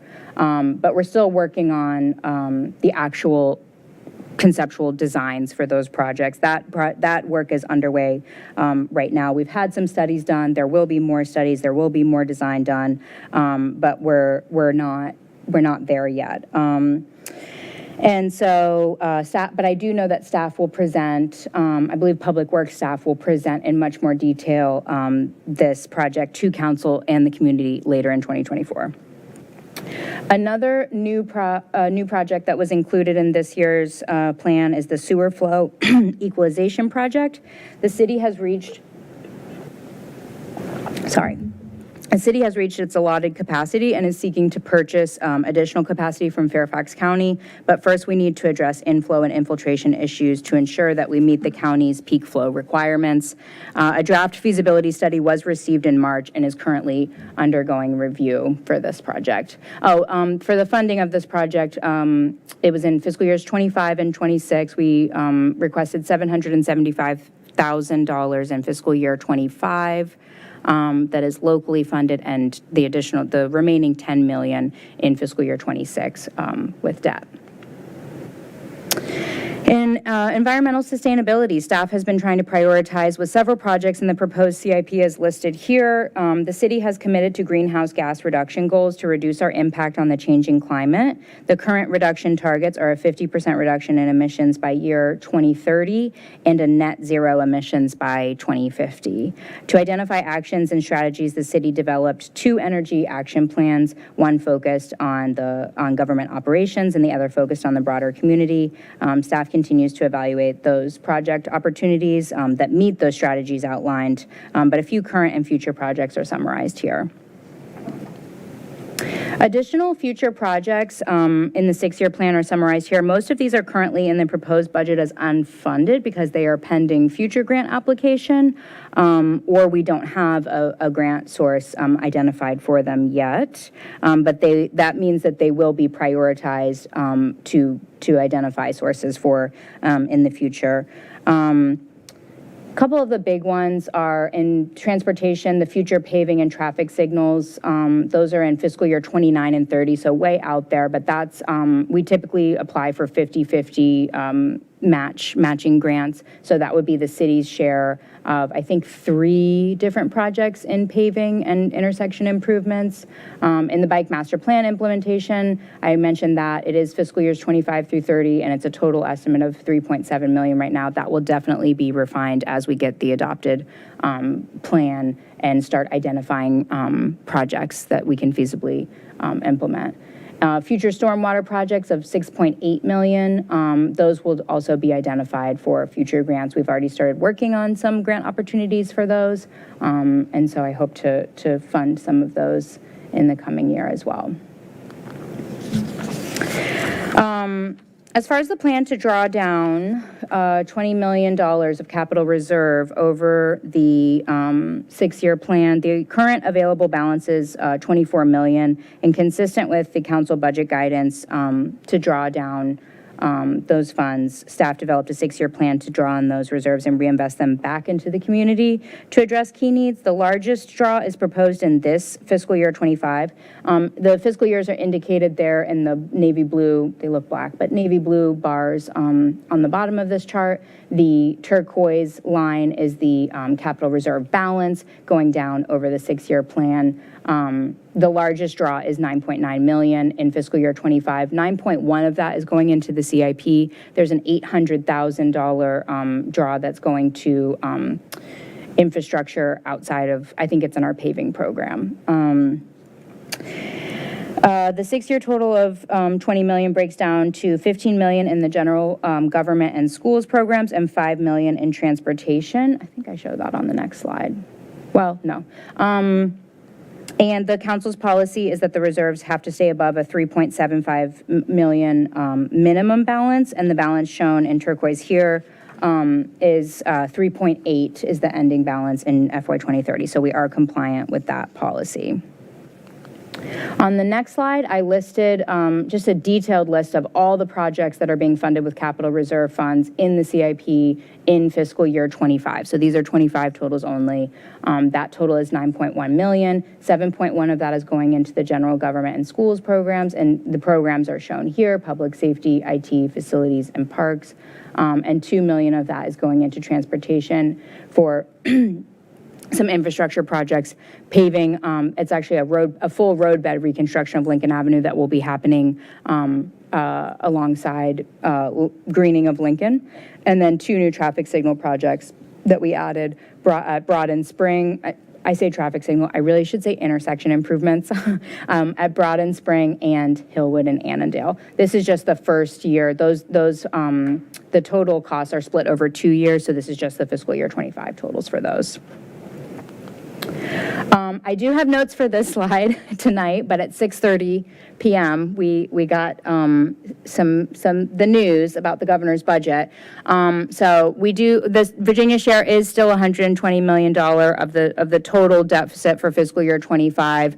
As it states here, the Virginia General Assembly proposed a 50-50 split. The governor still has a deadline of tonight at 11:59 p.m. We already know he said no new money in fiscal year 25 for WMATA. So the impact, we tried to budget sort of optimistically for the $1 million in this CIP that was proposed, and it turns out we are looking at a $2 million, as Mr. Shields and Ms. Mester both addressed.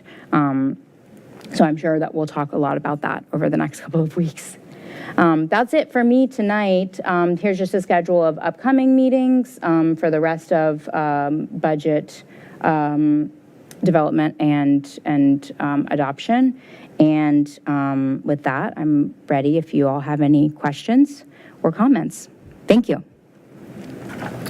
Caitlin, thank you so much for this presentation, for pulling all this information together and digesting it and articulating it pretty clearly to us. But I'm sure, even though you've done such a great job, that there will be many follow-on questions as well. Who would like to start? Yes, let's go back to Caroline. We're going to a continuation. My timing, I thought I was somehow. It's all good. Thought it We're was gonna budget continue. first, and then we did. Okay, so Caitlin, I just want to pick up, help, please. And again, just processing a lot of information. You should see what my spread looks like up here. So 3 total FTEs funded out of capital. The funding is, Karen, you might have to help me, $220,000 of it is funded from the operating budget, but there is more that is funded from... How many FTEs are we funding out of the capital budget? For CIP or total? For the entire, tonight I presented you the 3 project managers that are for CIP project management. That's it. So of the 3 new positions, 1.5 is funded by general fund, half a position is funded by capital projects, and the third one is out of the sewer fund. So I guess I just want to take a litmus check on this, right? So we're asking for a surge on headcount on local. We're surging the proposed capital from 60, 50, whatever it is, like 100. It's a large increase. But are we under leveraging capital funding for headcount? In other jurisdictions that have the growth of the capital plan like you're proposing, they fund FTEs out of capital. And I think as a strategy, given the pressures, right, and what we need to free up on the local side, which would be advantageous to meet something like Walmart or Shore Falls, I would just ask for a little bit of rationale for why we were skinny on leveraging large capital increases to fund headcount. Is that an opportunity? You know, I'm looking for thoughts. I don't have an answer that I'm chasing. It's not a loaded question, but is there an opportunity? I see Andy in the audience, you know, Karen Wyatt. Like, I feel like we're under leveraging. To make sure I understand the question, you're asking if we're under leveraging, charging the project management staff time and full-time employees to the actual projects themselves in the capital budget, right? I think you're localizing it, and I'm thinking a broader picture. When you take a look at District of Columbia government, Arlington, Fairfax, and you take a look at how they've leveraged their capital funds to not only include services, right, for, you know, contract services, but it also includes headcount. I'm just surprised at how skinny we are. And I'm asking from a strategic perspective, not tactical. Okay. Right? From a strategic perspective, are we under leveraging the capital funding source to fund the headcount that you need? Because you've got a lot coming on the local fund. So why don't we start with just the facts on it, and then we can have the conversation go from there. So taking transportation as the example, maybe first, we currently have 2 CIP project managers, and we're going to 3. And so of those 3, how much is charged to the CIP and how much is charged to the general fund? And then from there, we can talk about the utilities, and we can talk about facilities. But how about we just sort of level set first on the facts? Sure, I'd So the project managers are, It's not just the project, I'm sorry, I don't mean to cut you off. Okay. It's not just the project managers. I look at BO 13, right? Sorry, Debbie, I'll look that up later, don't worry. And you run through the deltas from FY 25 to 24. Like, for example, let's take a look at, you've got Department of, right, Public Works, 2 additional FTEs for highway, streets, and sidewalks. Is that the project managers? No. So then my question is, to relieve some of the pressure, because we got pressures, right? We got a lot we want to do. Why wouldn't you move that to capital and defer the cost of that over 6 years, right? All right, so let's let me get back with you. So Yeah. why don't we first just get to the facts? How much of our headcount is paid for out of the capital program, just in terms of gross FTEs? So Typically you wanted to blow 70. it up, not just project managers. Yeah, Because larger. part of Zach's time is charged to CIP, part of Ally's time is, so it's not just the specific FTEs. Do we have that? It varies. Figured. For project managers, and a lot of our grant management and administration staff, it's 70 to 80% is charged to projects and to active projects in the CIP, because those projects include staff time in their estimates and their costs.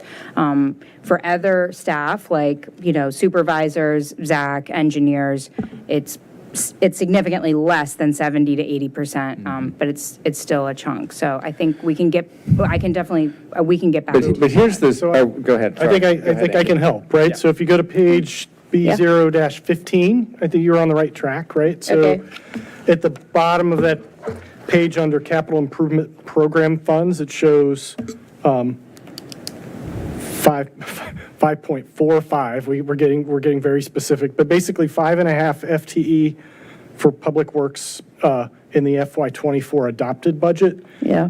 And 6 in the FY25 proposed budget. So that's an addition of a half of an FTE, and that's half of the transportation project manager that's being proposed. The other half of the transportation PM shows up on the top of page 14, BO14.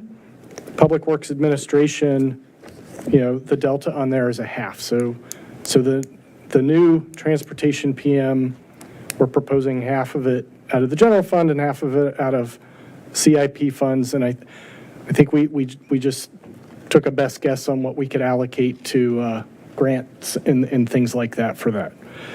The two positions under highway, streets, and sidewalks are for in-housing, and I'm spacing it, but that's not related to the CIP. That'll be something we'll cover next week. For kind of operating services.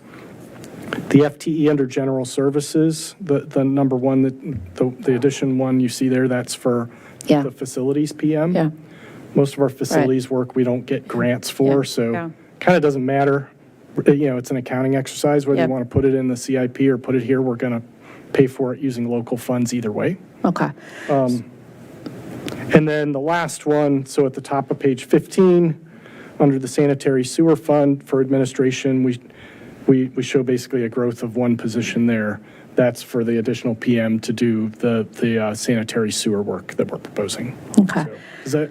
Maybe we can put it together in a table that sort of, because it does get really specific. Like, I think some positions are 0.2 CIP FTEs. So, So it's good clarity to know that, particularly in that example that I pointed out for the two on highway, streets, and sidewalks, they're not doing work, right? That's related to the SIP. They're very much doing work, but they're not doing capital Not projects. related to the SIP, right? That's correct. So I think at a top of the house level, just like if you're a resident or just a simpleton like me looking at this, right? You're saying the storyline is we're growing our capital investment fund by a lot, but you only need 3 additional headcount on top of the existing headcount, right, to get that done. You start to pause and question as to whether you're teeing it up for success, right? Just based on the growth rate that's being plowed into this. So I just ask that you take a look at that. I'm just a little concerned, right, that we are under leveraging capital to fund the headcount needed to manage the growth that you're proposing and the execution involved in that. That's all. Right. And I'd ask that you just take a look at that and consider that and make sure you've got the right allocations and you're strategically using it accordingly versus relying on the local fund, right, to fund FTEs to do that work, right? Because there's plenty to do on local funded FTEs to just even move the strategic priorities along, minus the capital funds. I think that's just the recommendation. Yeah, we can definitely take that back. I think we have kind of thought that through, but I think with your prompting, we'll take another look. Yep, thank you. And I think when just taking a look at, let's drill down on the sewer for a second. Caitlin, I'm trying to flip to, which exhibit was it? Flow equalization basin, the 10 million. Okay. Let me understand this. I'm on page 13, right, in your presentation. Of the slides, yeah. Okay. Okay. I'm going to have Sophie bring that. Is it 13? I'm sorry. That is 13 on the slides. So the 10 million is the FY25 total, of which is the proposal to split some of that PAYGO versus debt? Sorry, of the 10.7 million, 775,000 is fiscal year '25. That is, I think, funded with PAYGO. It's locally funded. I don't know if it's PAYGO specifically. The rest of the 10 million is in FY '26 for debt. So this 10.775 million is the FY26 total. This is a 6-year total. All of these are 6-year totals. So yeah. this is the 6-year total? Yeah, so the way it breaks down over the 6 years is 775,000 in fiscal year '25, which is locally funded. That's to start our design and engineering, and then 10 million of debt proposed in fiscal year '26 for the construction. In 20, okay. So I think, Karen, I'm cross-referencing what the exhibit is in the first summary for capital improvements program that breaks down the total sewer utility between the total debt finance and the pay-as-you-go over the spread of 26 all the way out to 30. And the numbers aren't footing. That's where I'm confused. Am I looking at the wrong exhibit?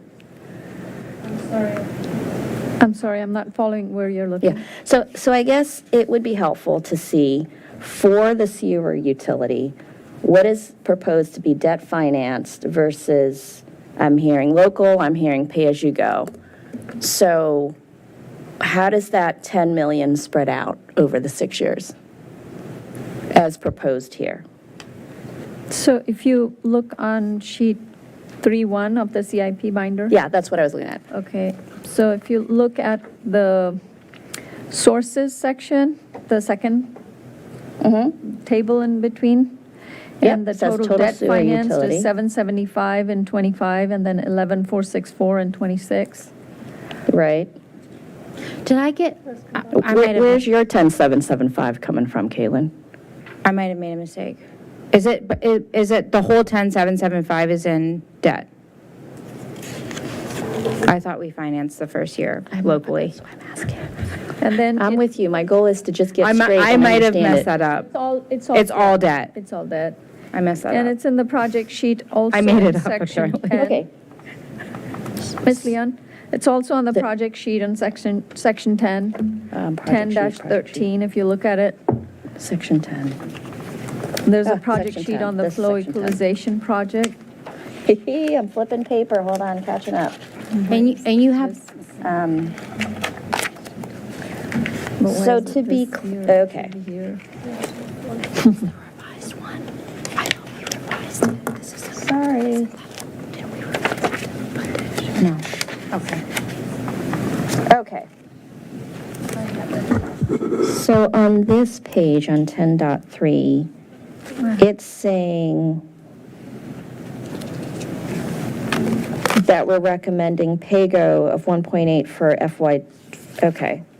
for FY25 and FY26, and the debt kicks in FY27 to get to the 10 point roughly, says 956 here. Okay.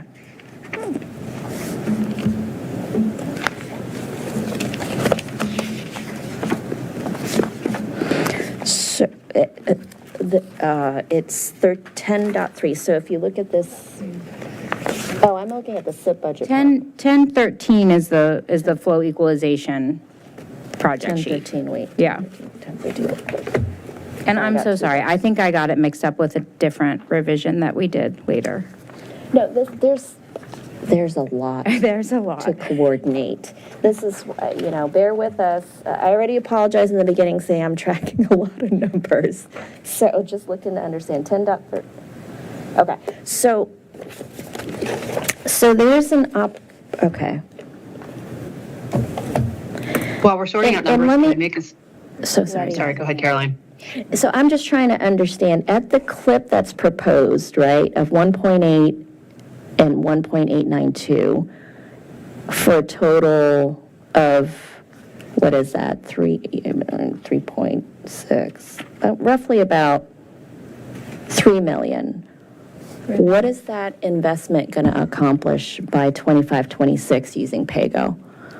Trying to line up what we can deliver in 2 years on PAYGO before the debt kicks in. Tell me where you are right now, Ms. Leanne. The 1.8 and 1.8. Are you in section 3 again, or are you on the project sheets in 10? Wait, am I looking at the right? This one. I am in the SIP. So the treatment plan upgrades are different than what Am goes I in the looking vault? at that one? Sorry. Hold on. Yeah, in the sanitary sewer fund, sort of the projects that we have direct control over are the vault, and then the ongoing year in, year out I&I program of $750,000. All of the projects with Arlington and Alexandria, just numbers they give us and we write a check. Okay. So sorry, I'm looking at the wrong. So according to what I'm looking at now, I'm looking at the at the right project. There is no PAYGO. It's all local debt starting in 25. The revised sheet has $775,000 in PAYGO in fiscal year 25, so I was correct. But there is an outdated sheet that it appears that we are all simultaneously looking at that I did not issue when we revised this sheet. Okay. So, yes, for the flow equalization basin, 775 is PAYGO in fiscal year 25. The 10 million is debt in 26. The PAYGO for the treatment upgrades and above it, the 1.8 and the 1.8 is totally separate project. And where is that? What page? On the very bottom. So this is in section 3. Okay. So this is the revised page. So we had it's not in the a book. few revised Okay. pages that we issued with the binders. Some council members picked up their binders early, so then we revised the pages to put in their binders. I think, yeah, that's Yes. correct. Yeah, that's the risk when we do last-minute revisions. It happens, but yeah. Can I jump in to make sure that I'm understanding this? Yes. Can we go back to that chart now? I only see the ordinance and not the sewer chart. So I think what I heard Wyatt say is all the old treatment stuff we don't really get a say in because we used Arlington Alexandria treatment plants. And so those are old things that have been in the CIP. The only new things is the new flow equalization basin. And I guess I'd rather discuss whether 10 million in debt makes sense in light of the discussion we've been having on our reserves. And can I ask a clarifying question to that? So as I understood the materials, there's both the local pay-as-you-go with some of the upgrades piece of it. There's the debt potentially on the flow equalization tank, but this also includes debt for a future capacity purchase of that 0.25 MGD that we previously talked about before as tabling that as to whether we actually wanted to invite the 0.25 MGD, but that's now incorporated as another $5.8 million in potential debt in this chart. I think that's the 1, 2, 3, 4, fifth line. So out of the total 37 million that the CIP in 6 years anticipates financing for the sanitary sewer upgrades writ large, right? The capacity purchases, the tank, and the Falls Church City contributions to the facility upgrades that Arlington and Fairfax will be doing. Can you just break down where you've landed in terms of your recommendation for local pay-as-you-go versus debt? and you've still landed in a place where you're not pulling it all from capital reserves or putting like local money into the enterprise fund apart from some of that pay-as-you-go. So So that is correct. We are taking a view of having the sanitary sewer fund stand on its own 2 feet and not having new money come into it. We are, that's a council decision, but that sort of staff's view is that's what utility funds are for, and that's what they should do. They should not need transfers in from the general fund. And we have a plan of finance where we can do these things while still maintaining kind of reasonable rate increases to reflect inflation as opposed to extraordinary rate increases due to these expansions. That's what we presented to you several weeks ago. So that's what this stands for. And just as a follow-up to that, as I understood this, the debt ratios that we need to maintain, the sewer debt, so to speak, doesn't count against those ratios, but can you address kind of our fiscal health in issuing those bonds and like how it gets reflected in assessing fiscal health overall when it doesn't get rolled into like a debt ratio at all? Like where does it show up in how we're doing?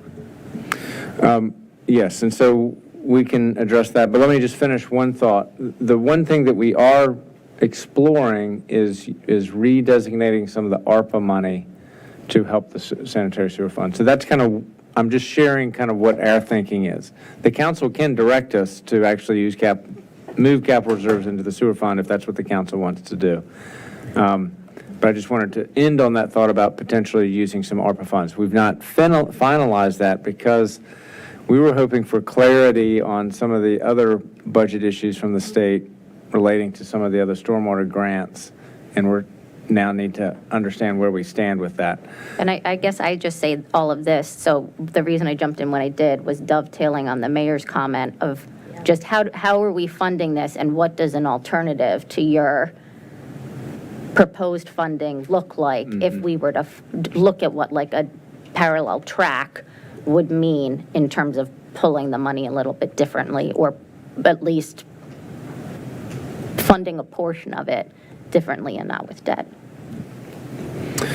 So why don't we talk just briefly about how the rating agencies look at utility fund debt. And then I might suggest, when we come back to council with the purchase agreements, we were planning to have more detailed discussions about the ways and means that we finance this.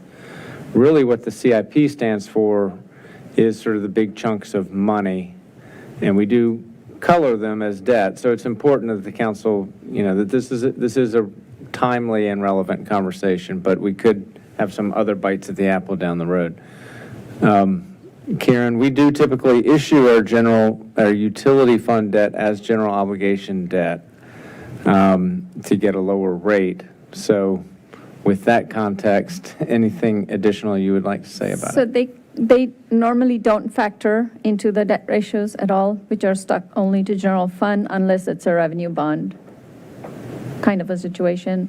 Then they will look into it and put it into the analytics, but otherwise the utility funds are treated separately. And they're fee covering. Is there anything else people want to ask tonight about sewer that we can't? I feel like we should continue to move on because I know there are many other topics within this. I don't want to shut it down prematurely, but I think we've communicated that we want to look at alternatives to debt financing for those areas we can control, whether that's capital reserves or other financing mechanisms, vehicles.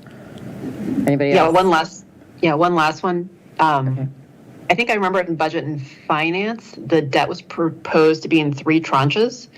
And so if that's the case, then it would give us the opportunity to think about using ARPA, for example, for the first tranche, giving us a little more breathing room until we can decide whether we want to issue tranche 2 and 3 also as debt. So I like that flexibility to give us time to.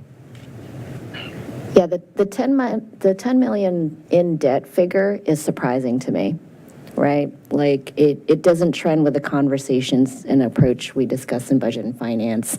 I think you're going to find multiple voices concerned here, right, about taking on that much debt and preferring a more conservative approach on reducing that number by leveraging, ARPA funding, right, doing what we can to just look at alternatives for that. So if we can further explore that and kind of stick through that approach, I think that's really preferred for the sewer needs. Okay, we'll continue the conversation. I do want to kind of manage expectations on the ARPA front too, because as we're digging, really, we're watching that ARPA money very carefully. And for instance, in the stormwater fund, much of it has already been encumbered. So we're looking at the mechanics of what if we substitute other money that's already been encumbered and for contracts that are already signed. What does that mean? If we don't want to, well, anyway, there's more details on that, but there's not, I want to let council know that there's not going to be a huge amount of ARPA money to move, just to manage expectations. And then two, I do want to just emphasize, we have presented a plan of finance that does call for the debt financing, and we've have a plan of finance of how the sanitary sewer fund would cover that debt. And the modeling is, because of the new customer base that is coming in that, does have additional revenues associated with it, it covers the debt service. And but we can have that conversation again with the city council.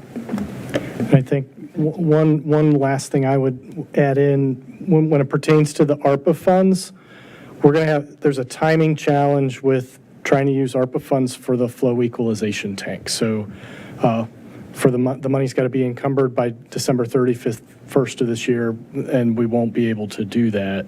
I think the one opportunity we're exploring is the capacity purchase with Fairfax County. That is the one avenue that's a potential. I think, like Wyatt's saying, we're not sure kind of how significant the amount of money we'd be able to do that with is, but it would be for the capacity purchase and not the flow tank. Okay.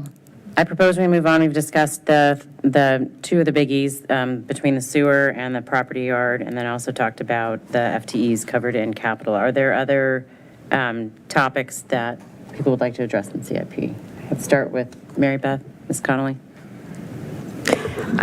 I'd just like to know a little bit more about the City Hall Annex. Where that is proposed to be, what that is supposed to be. It's in FY26, right? FY25. 25, right. So it's this year. It doesn't look, as I look on this page, which now I flipped through and lost the page I was on, but is it a city-owned piece of property? Is it a rented piece? So we're Help me out proposing here. to lease some additional office space to house city employees, right? And I think for three reasons. So to improve accessibility by the public for some of our functions, instill a connection to the community for our workforce, and I think probably most importantly, provide an effective space for collaboration, in and between departments in the city. And so things are pretty tight around here these days. I know several of the council members got a chance to kind of tour around some of the different locations earlier in this year. We have employees in two temporary locations that aren't so temporary. So we have 4 employees in trailers out at the property yard with no bathrooms. They were put up there, I think, as a temporary police department space during the city hall renovation, and we never left, right? And then the second space, we have people in the Gage House, right? So we have 9 employees out there today. Has anybody ever visited the real estate assessor? He's in the attic, right? And so what we're proposing to do is lease some office space to allow us to kind of move things around, get out of those 2 spaces, make sure the functions that need to be accessible by the public can be easily accessed by the public. We would do we would pursue a lease. We would go through an open process, to find space in the city, so a competitive, process from a cost and standpoint, kind of rack and stacking the city's requirements. But that's what this one's about. So do you know which departments at this point, or you're just talking about the space in particular? So at this point, we're talking about the space in particular. We would go through a process with the within the city organization to kind of lay out the best plan, should we be able to move forward. And would you get rid of Gage House as a location for offices? That's what I would like to see us do, yes. Okay. So I think it frees up that building for a discussion on other potential uses within the city. Okay. Have we contemplated using some of the school space that isn't built out, that is extra capacity for many, many years out, like the 5th floor, that huge space still? I have not talked with the schools about using space. That may have impact on public accessibility, I don't know, but we have space, we own the building. It is underutilized, intentionally underutilized at this time. Just a thought. So then we have an expense in FY25, and then do we have an estimate of continuing expense then with a lease or other? So there would be there would be an annual lease payment, that would kick in after the space is occupied, which I don't think, understanding where we're at today, wouldn't happen. It would start in FY26. If we said we were going to go after 5,000 square feet, which is 200 square feet per person for 25 people, leasing office space in the city, there's a lot of variability, but if we budget, I think we've estimated $35 a square foot, it's $175,000 a year. That would be in the operating budget. The what's included in the CIP is for the build out of that. In the fiscal year 25, it's of that 500,000 in facilities, 375 of that is for the build out of that office space. Should we identify and lease it, Right. we would have to furnish it, get all of our IT, security, all that. Right. Just a further question on that one. I know there are some, does this also contemplate that city staff then would be working from the office on a regular basis? I know there are some departments that are doing more work from home. Does that contemplate like a full plate of? So this would, we've got a lot of desk sharing going on today, and that would continue in this scenario. So hybrids, hybrid work is a part of kind of the way the city functions, and I think it's a good, setup that we've got for a lot of our employees. But every department's a little different. I mean, we've got some employees that, we're looking to start here in DPW pretty soon, and it's a little bit of a head scratcher where we're going to fit them, right? So, because those folks are here in the city more so every day. So all of that plays in, but yes, that would, kind of sharing of desks and things like that would continue. And then as we look at one of the questions was the increase in staff. So this is not exactly a CIP, well, it is. That, we've had in the last 2 years a lot of increase in staff already, and then we're contemplating an even larger increase next year. So is the need for an annex because of just what's increased in the last couple of years, or did we need an annex? I think we need an annex today, or we needed one last year. We needed one last year. So even though we just opened this building in 2020, That's correct. All right. That's too bad that there's not a way to maximize or utilize different space in this building in a way that would accommodate the employees. Any other comments right now, Mary Beth? Not on that one, if anyone else has comments on. Letty's hand's been up for a while, so I want to go to Letty next. And then Justine. I'm going to have a lot of comments, and so I'm happy to let other people go first. Let's let Justine go first then. I thought we were just following up on this one topic. Yeah. I was just following up on this one topic specifically about this annex space. Have we considered, given the growth in employees, have we considered, and the fact that office space is fairly cheap right now, have we considered actually purchasing space? Or, I don't know, a building? We've had notional discussions on it, but no, we have not. Okay, Letty? Let it roll. Alrighty, thank you. So first of all, Caitlin, thank you for the presentation. Going back to the slides, I really like the new slides you had added. I think there were like 6, 7, 8 maybe that kind of linked PMs to projects. I think showing kind of where additional headcount is being focused on projects, and especially projects that the community will see as results on the ground, is really important. So I encourage us to do more like that. So that's one thing that I noticed was a change in how we presented the CIP. So I'm going to start with kind of broad comments and reactions to CIP, and then I'm going to go into specifics. So if I remember correctly, having been around for enough CIPs, odd year CIPs are where we're supposed to do no new stuff. Is that correct? That's correct. I forgot to mention that. This is an odd year. Typically, we don't do new projects in an odd year. We didn't do any new projects really last year, so we're sort of off cycle right now. Yeah, it just jumped out at me because I remember we always preface the discussion saying, hey, it's an odd year one, so we're not putting a lot in there. This one felt like there was a whole bunch of new stuff, which is why I think I have a whole bunch more comments. And that was more. Yeah, and that is a practice, not a policy, but yeah, we are sort of off of our typical cycle that we do. Yeah.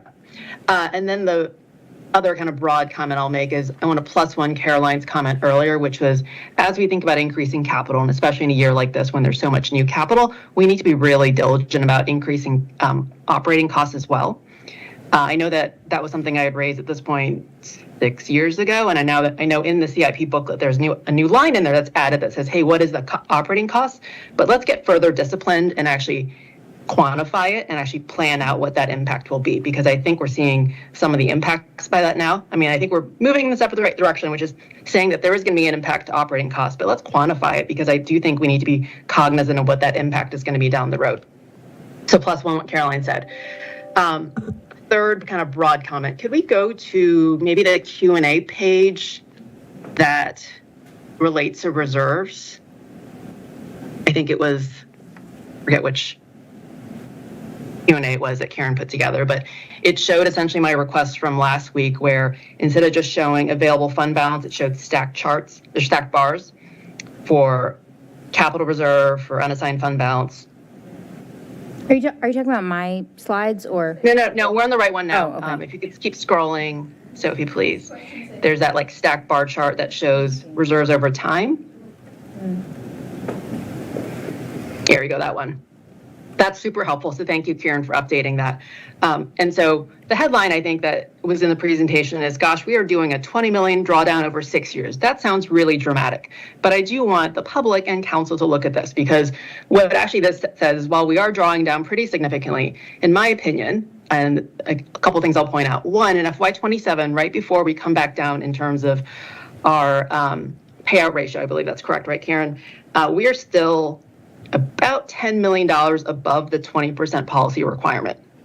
In FY28, when we are back in compliance, we are 12 million above the 17% unassigned fund balance. And we don't even show the 12% line. And so all that to say, like, while I appreciate staff is really good at presenting a plan, I think that $12 million or $20 million drawdown over 6 years is a step in the right direction. In my opinion, I think we have more than healthy reserves, which is another reason why I would not be comfortable setting the tax rate even higher despite having this WMATA unknown out there. Like, our reserves are very, very healthy. Like, looking at FY24, that's $50 million in reserves and a $138 million operating budget. That is way more than we should be keeping. And so I just want us to pay attention to a reserve picture. And while I think it should give taxpayers and our bond agencies a lot of assurance that our finances are very, very, very, very healthy, we should be comfortable thinking about how to deploy these more responsibly for taxpayers. So thank you to staff for that updated chart. Fourth overall comment. In general, when I look at all the spending that's proposed in the CIP, I think the questions that Mary Beth started to ask around facilities is kind of where I'm going to go. There's a $30 million property yard that's kind of proposed, and I know obviously a lot more discussion needs to be planned. In particular, the request I would have for staff is to consider something like a ULI TAP study. So I know this was our first attempt at proposing what the space needs are for the property yard, but I think we can be far more creative and ambitious with how that land should be used. And before we commit $30 million of taxpayer money, I think we need to think about low to medium density development between a homeless shelter, additional affordable housing, things that can bring in private financing that really makes that $30 million far better use. For land that opens up to the WNOD on one side and then West Falls and the Metro Station on the other, just deciding that we're going to carve out land for the property guard at $30 million of taxpayer money just is not enough for me. So that's kind of one big facility thing that jumped out. Second, on the City Hall Annex, I share Mary Beth's concern and disappointment that I think 4 years after City Hall opened, and I think that was a capital project at the cost of $18 million, if I remember correctly, that we already are out of space. Because I remember actually taking that vote back in 2018 now, I think it was, and asking whether we had enough room for potential future growth of City Hall employees, and it's disappointing that we're at the place now where we don't. So I would love some more thinking on it. I guess the right order for me would be figure out what a return to work policy is, decide the seating and space needs that we have, evaluating that space before deciding that we are going to go rent space out there. I like the idea of thinking about whether we should buy space if we really truly do need it. If we're going to free up the Gage House, have we thought about remodeling the Gage House so that there's more room in there? But again, more creative thinking I think is necessary before we decide we're going to spend $375 building it out and then committing ourselves to additional operating costs for a new office lease before we've done all those steps. The other area of facilities is the police substation. That's actually one that I do support because I know that with additional growth of West Falls, that's something that we've been talking about. But that's kind of another additional cost in facilities. The $300,000 evidence garage that's actually in the Gordon Road Triangle, I think I had raised concerns the last time around that we had CIP. So between a $30 million property yard, $375 for City Hall Annex, and $300 evidence garage, all of this just seems fairly short-sighted and not enough coordination across all the needs for facilities. So I would love staff to give more thought to that. So that's kind of on the facility side. I think we've spent plenty of time talking about sewer, so I'm not going to raise that anymore, but I do like the thinking of, is there use for ARPA for capacity purchase, if not the tank? Public safety, I guess a question for Kieran and Wyatt. Is that something that we'll get more discussion on next time, or should I bring up the CIP-related public safety items this time? So certainly let's discuss the public safety-related CIP items. We will talk about staffing next week. Okay. The two big things that jumped out is radios at 1.5 million and then hydrants, which was 1.8 million. Those being just brand new things surprised me, and they all seem critical. Especially in terms of whether there's any flexibility to phase it over time. I think that was one of the questions I had submitted, and I think the answer was no, we need to spend 1.5 immediately. So I guess my question to staff is, these haven't been brought up till now, and again, this is an on-year CIP when things aren't supposed to be, new stuff isn't supposed to be brought up, so I assume the bar is pretty high, and I'm guessing that the reason why these were brought up is because they are urgent, but I guess I'm a little lost why they were suddenly added now if they were so critical. So radios is not a new project. It did jump up and increase the estimate for that total project since last year, but it had actually been in last year's budget for fiscal year 25, or it might have been deferred more than 1 year actually. So that is a pretty critical need. The reason that the estimate jumped up is we included some project management and implementation costs for staff in that. We also lumped in some other equipment, the consolettes. I don't know very much about the police equipment and radios, but this, we, in addition to the entire radio system, we added some other equipment needs that they had as well that were originally were in a, I want to say a budget amendment request. Those are now going to be funded in the CIP with this project. What I understand is it is a critical need, the 1.5 for the police department radios. The hydrants project is a new project. I just want to note that for fiscal year 25, the total is $375,000. I think they estimate that's for 15 hydrants. So the 1.8 million, they have included 15 hydrants a year for like 4 to 5 years. I feel like it's sometimes helpful to look at fiscal year 25, even though we are adopting a 6-year budget, fiscal year 25 will be appropriated in our budget. So that number might get refined a little bit more between now and fiscal year 29 or whatever it was included for. Yeah. Okay. So when I reflect back on, again, community priorities, and I think obviously public safety is very high up there, I get frequently asked about automated enforcement. So we've been talking about increasing red light cameras, adding a fourth, and speed cameras. Is that still in the CIP? Is that just so close to implementation it's not in there? So those are in the operating budget for the current fiscal year, and I've got an update about a month ago on those, and I will forward that to council. That is moving ahead. That's good news. Thank you. The other, I guess, big thing I hear about is related to those cameras is pedestrian improvement. So if we can go to the first page of the Q&A document on how we're deploying $12 million in between PAYGO and reserves, that chart, that was helpful.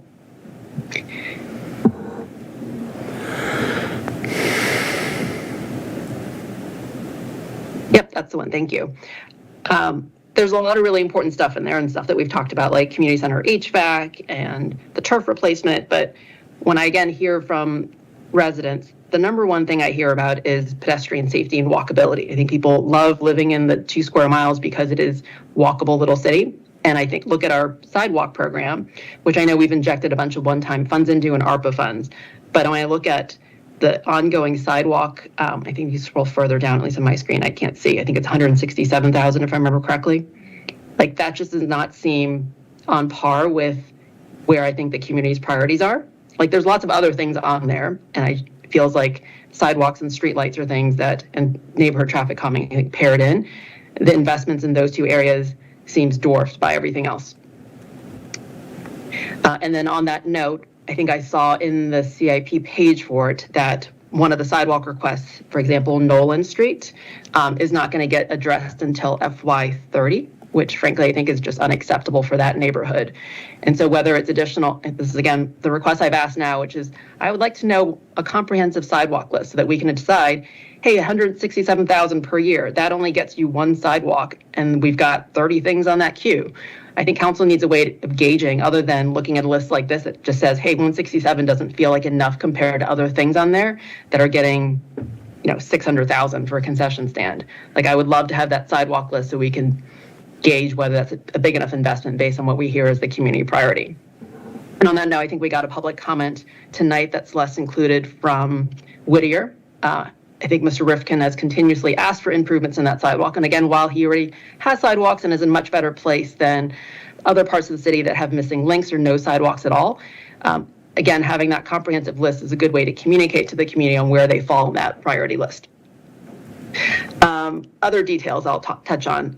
The Kaiser Garage, I think it's now moved out to maybe FY27, but I think the cost has also gone up to close to 800,000. That's one where I've expressed concerns in the past about using public dollars for private property. And then I had also questioned whether there's really demand for it. I think after we open the Broad and Washington garage and additional potentially Atlantic redevelopment, there might be additional garages in that downtown area that won't necessitate that use. And so I guess I would question whether that's really something that should be in the CIP right now. And maybe a question to the city attorney on how we feel about using public dollars on private facilities. Last two questions. Roadbed reconstruction. I think there was either a slide on that or maybe it was just in the CIP booklet. So I think I read that Park Avenue roadbed reconstruction is sequenced to be after Great Street. So that was good coordination. Lincoln Avenue is also called out as something getting roadbed reconstruction. Will that be happening in conjunction with greening of Lincoln? Or is that going to happen afterwards, or what? Yes, it will be happening. Concurrent? Yes, it will be coordinated with the Greening of Lincoln project. So it all happened at once. Great. That's great. One of the things I think that we had heard from the project manager on that was that we potentially did not have enough money for traffic calming and bike facilities as part of the Greening of Lincoln project. Does the roadbed reconstruction project then on Lincoln help supplement that? Everything, yeah, it does, but we've accounted for that already. All the roadbed reconstruction money that we can use for sidewalk or ramp improvements, we are using for that. That's what we've budgeted for. Got it. So what is the gap? I guess that's what. I don't remember what Tony specifically was talking about. My understanding, I watched that presentation on Greening of Lincoln. My understanding was he was saying maybe this was a bad interpretation, but he was saying along the lines of if we gave every neighbor on Lincoln Avenue exactly what they wanted, we would need an additional $1 million for sidewalk and traffic calming and bike lanes. Like if this project checked every box for everyone, that is what we would need. That was my understanding. From the Planning Commission meeting, my understanding was that if we wanted raised crosswalks and we wanted the 6-foot and 7-foot sidewalk at all, we would have to dedicate more funds. Okay. Okay, so it sounds like at least the roadbed reconstruction is already being coordinated and would not offer additional funds to help Greening Lincoln. That's correct, and the fund, yeah, it is tough because we have, I think, 3 funding sources now on that project, so it is hard to balance. There's, certain parameters and requirements for each of those fundings. The funding sources that we have now would not provide for raised crosswalks or for the additional widened sidewalks, so. Got it. And I think the expectation is from the community is, if we're going to touch a street and dramatically improve it, as we hope we do with Greening Lincoln, and I know we're trying to fulfill many boxes between stormwater and improvements with traffic calming, pedestrian safety. I think the expectation of some communities is that we do it right the first time and try to hit as many of those as we can. And I guess I would just try to bump the items on that list up against all these things that's planned to use either reserves or pay-go and see whether we could just find funding to do some of those things and make Lincoln as good as possible. Last question has to do with libraries. I think everyone was really pleased that we're getting 2 additional hours per week. I think it was called out that there was a new FTE as part of that. Is that in addition to the operating costs with holding the library 2 hours a week, or is that having the new FTE at $60,000 a year is in order to have the 2 additional hours a week? Yeah, I think that is the operating cost increased. Got it. Is that tied to CIP? That's not tied to CIP. That's correct. That's operating. I read it somewhere. It was part of the CIP. So, okay. Okay, I think that's it for me for now. Thank you. Well, these are all going to go in our Q&A document, correct? I think everything that we respond to on the spot, we typically don't add to the list, but the things that we don't have the information to respond to get added to the list. Okay, I don't want to keep us here super late. I just wanted to say, Letty, Mayor, for sidewalks and streetlights, I just want to note that we have $1.4 million in that program currently that we're administering for sidewalk improvement projects. So, I think that's helpful for the public's understanding and awareness too. We have the $1.4 million because we added ARPA funds to that program. That's what we're using for all of those multimodal projects that I mentioned in the presentation tonight. We also have some other funds that are in that program account right now. So that I think the lack of funding that you see in fiscal year 25 for that is because we're still administering a lot of that money trying to deliver those projects. The Noland one is something that we've talked about a lot. It's a big price tag. It's $530,000, which is higher than most of our missing links projects, because my understanding is it requires a lot of right-of-way work, like we would have to move the sidewalks. So I imagine that it was included in the out years because we didn't have a way to fund it, and so we didn't, so that's something that I think we'll definitely take a closer look over the next year. The other thing I just want to say is the operating impact to operating costs. That was one that I forgot to answer earlier.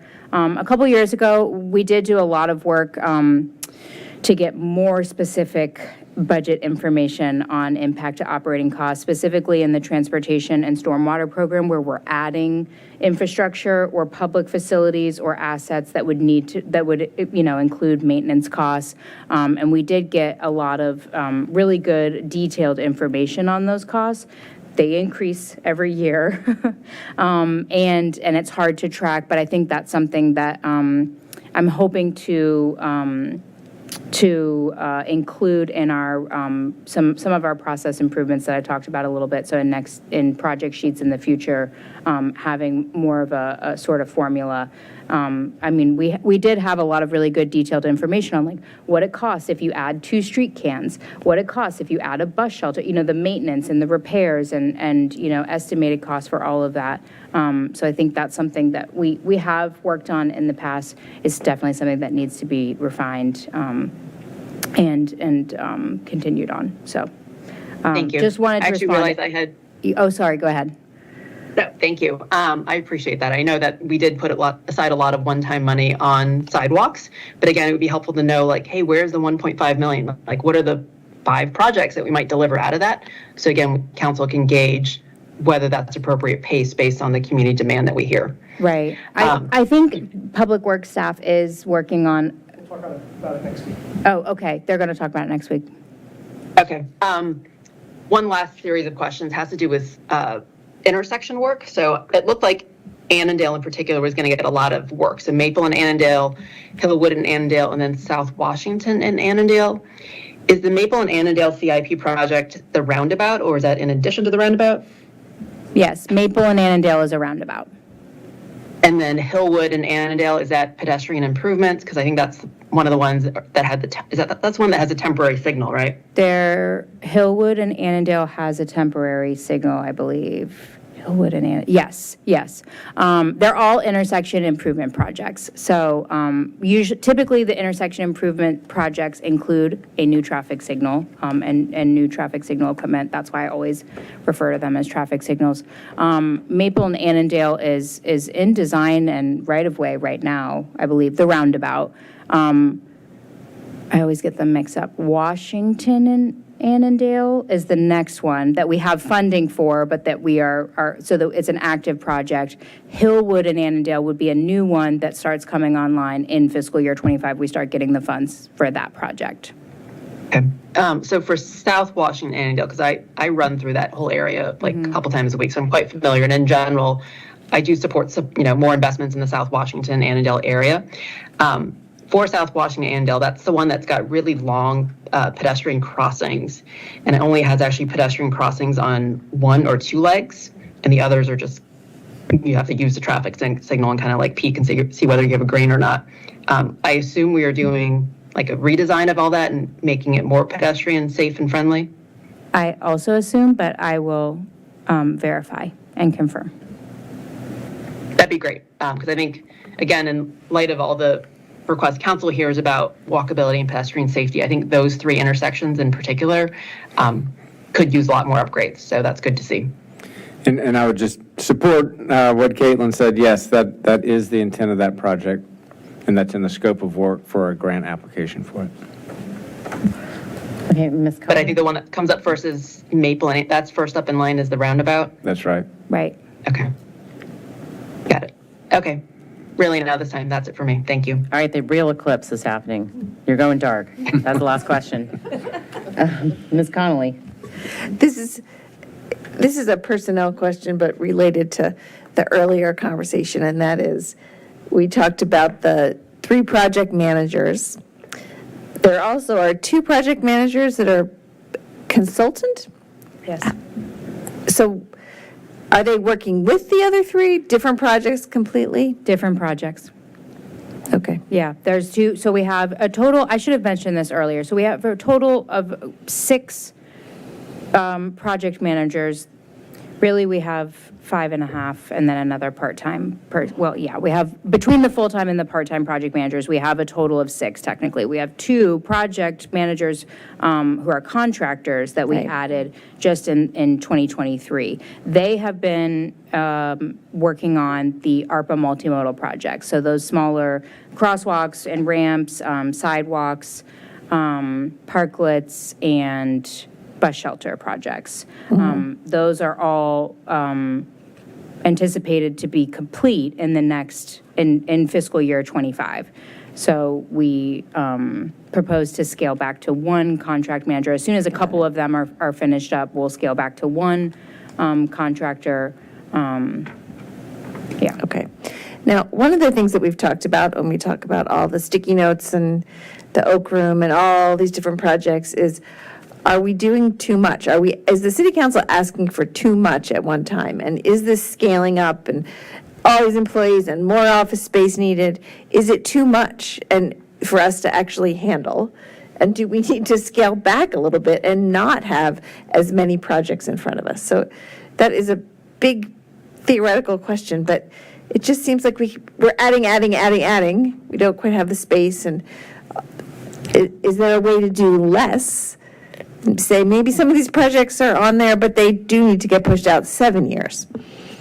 There's a whole conversation we had with Wyatt earlier this afternoon, I think. So a lot of this, and Caitlin articulated early on in her presentation that the big 6-year CIP is $191 million. It grew, but actually, when you look at what we're adding to the plate in FY25, it's less than what we did last year, right? So, and then when you look at the items that we're proposing to fund in FY25, a lot of them are things like police radios and, fire hydrants that we can have Fairfax Water do, the turf field, not the same kind of grant, federal procurement intensive stuff like a lot of the transportation projects. And so resource-wise, I think what we've kind of proposed is to help, I think the words, how did you articulate it earlier, Caitlin? It was unclog the CIP. So some of this is a lot of stuff we already have. Yeah. So it's not even about pushing out future things. It's working down the backlog of projects that we already have. That's what the contract PMs that we've had on board since January have been helping us with. And so I think, we've had a number of discussions about, okay, is this just a short-term thing we need? But I think when we looked at kind of the out-year, requirements for transportation projects, and the facilities work that, all these high expectations with the Government Operations Energy Action Plan. Somebody's got to do all that stuff. This is I think what we're proposing is a way to get some of those things done. And so, yes, I think we are trying to do too much. Back to your original question, I think we've made some decisions to help alleviate some of that short-term pressure and let us catch up. Yeah.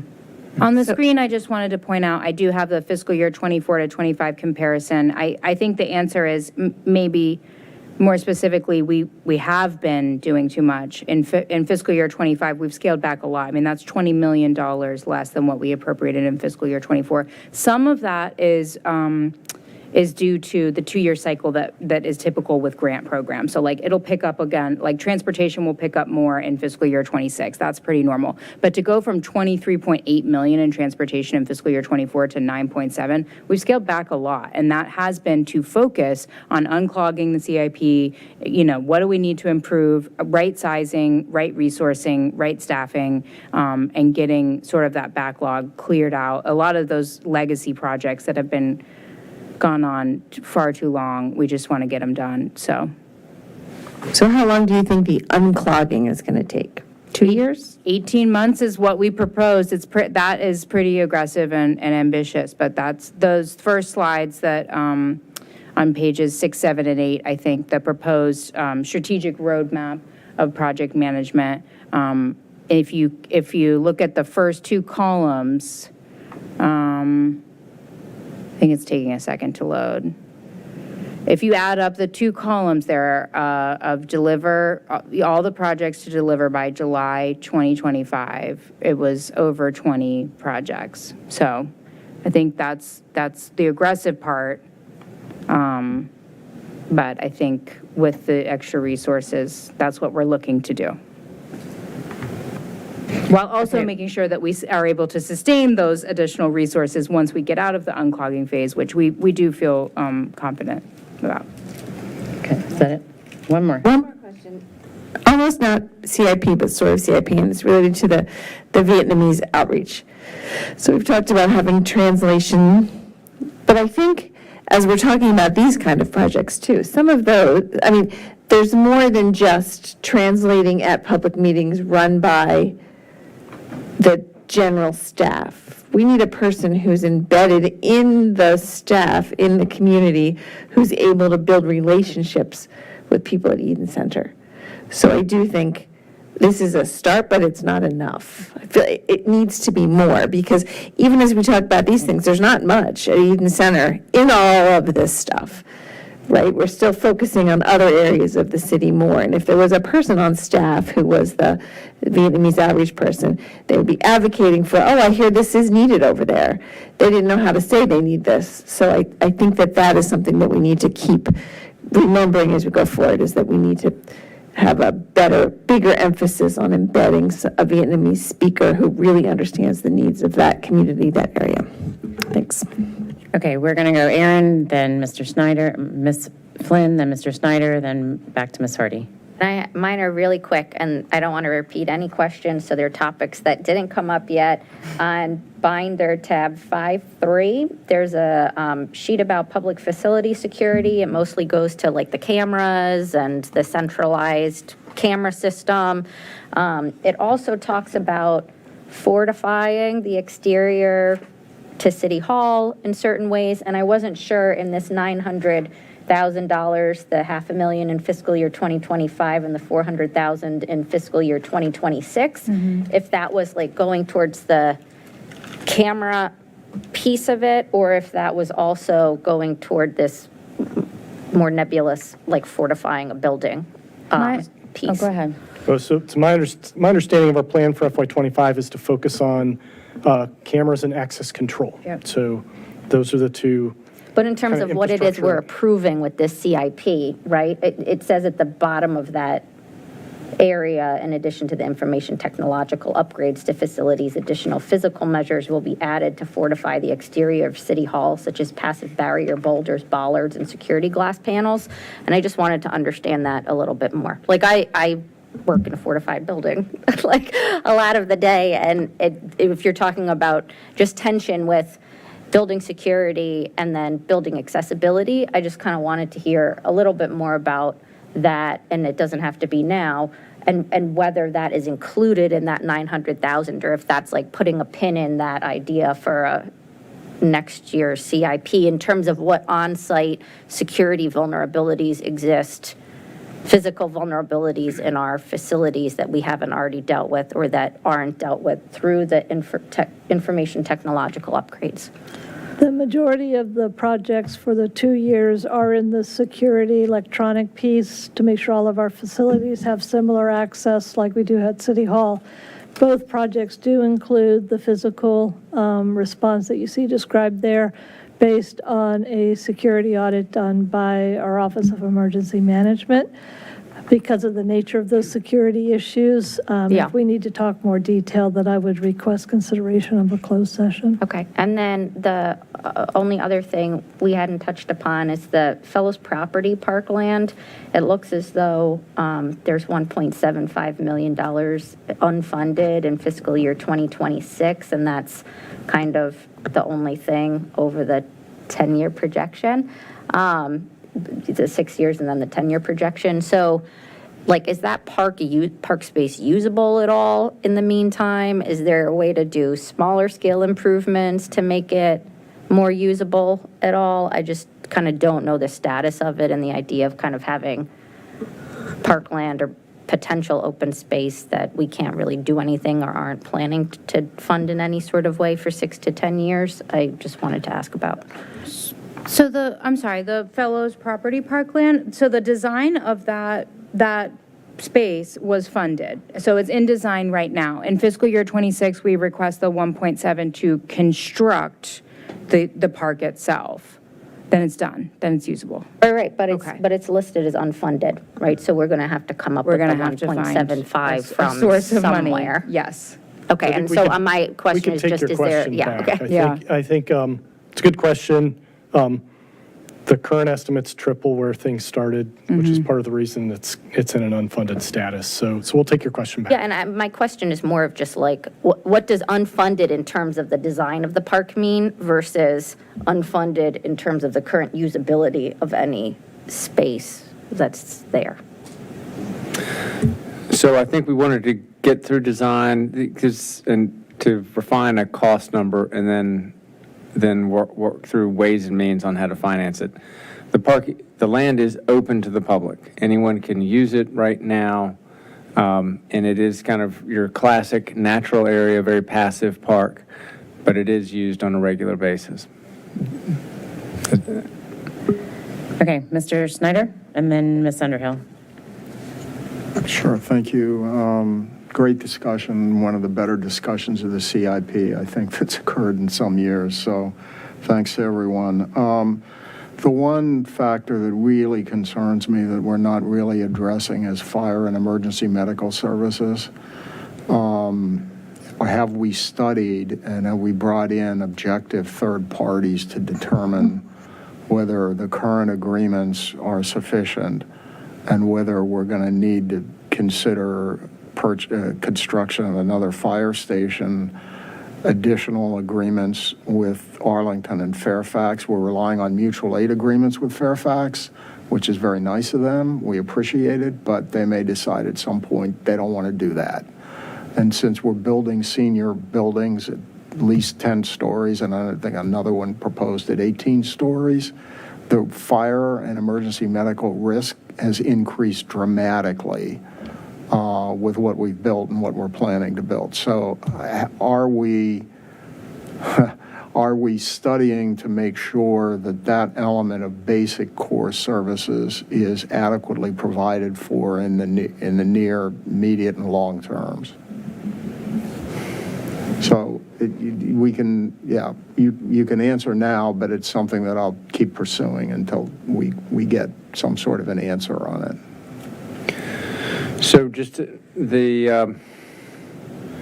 have not been informed by Arlington or Fairfax County that they are concerned about their capacity to serve these developments.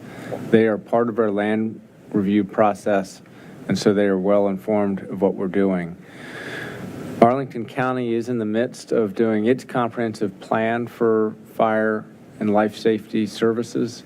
We are plugged into that effort just to make sure that that communication is happening. And I think that's a good vehicle for pursuing the questions that you're asking with their partners in hand, at our side to discuss it together. Yeah, I just see that the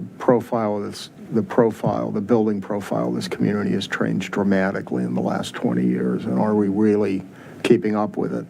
I do think right now we're dealing with the growth that we've had, and the issue is growth really paying for growth? I don't know. I'll keep asking that question. But when we talk about financing, there are really only four sources of financing. It's the operating budget, it's reserves, it's debt, and it's non-city grants that we can get from federal and state and other sources.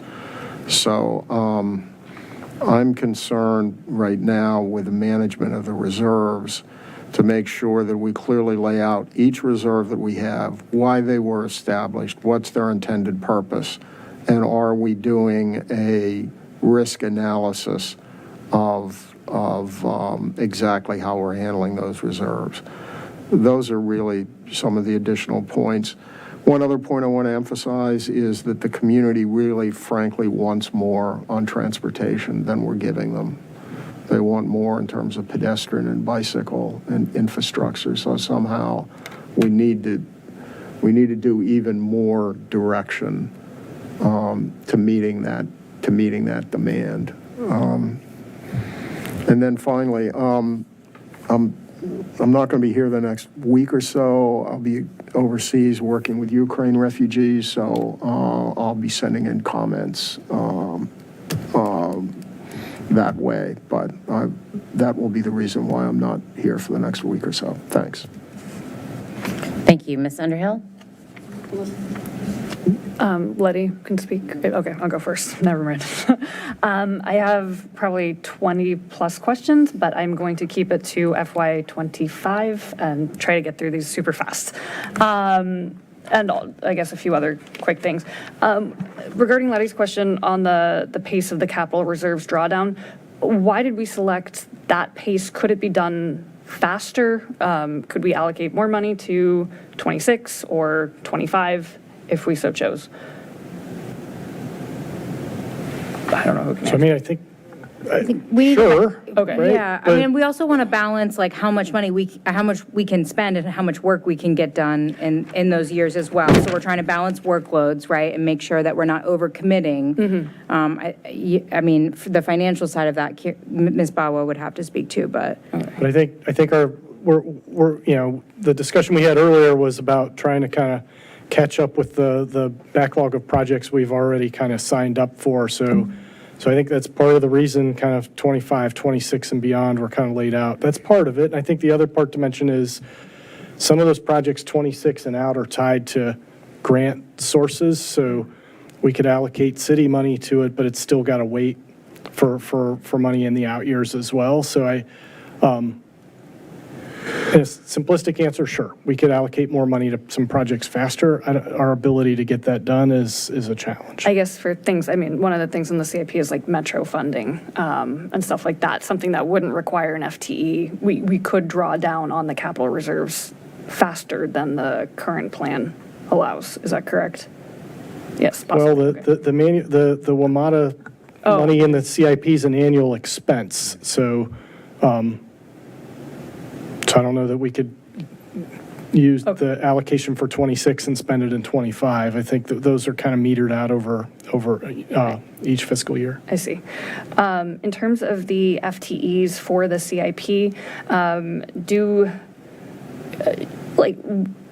we want to, I mean, what's the justification for making it an FTE versus a contract position? Do you foresee that level of work sustaining over the foreseeable future, such that we're not going to end up having to let people go in, I don't know, a few years? So yes, I think the where we've seen some dividends this year is using contract resources as a surge to take care of short-term work, right? And that's kind of where we're focusing right now. I think a lot of these other projects are multi-year projects, and so you'd be talking about it needing a contract resource for 3 or 4 years to see it through, or you would be handing it off between people, which we've had challenges with in the past. I don't think we want to continue, or at least set ourselves up for that. The annual cost for a contractor in the neighborhood of double what an FTE is, and so it makes sense, I think, for some short-term needs, but if you have a long-term requirement, and I think that's kind of what we landed on with what we're proposing is what we think makes the most sense for the city. Gotcha.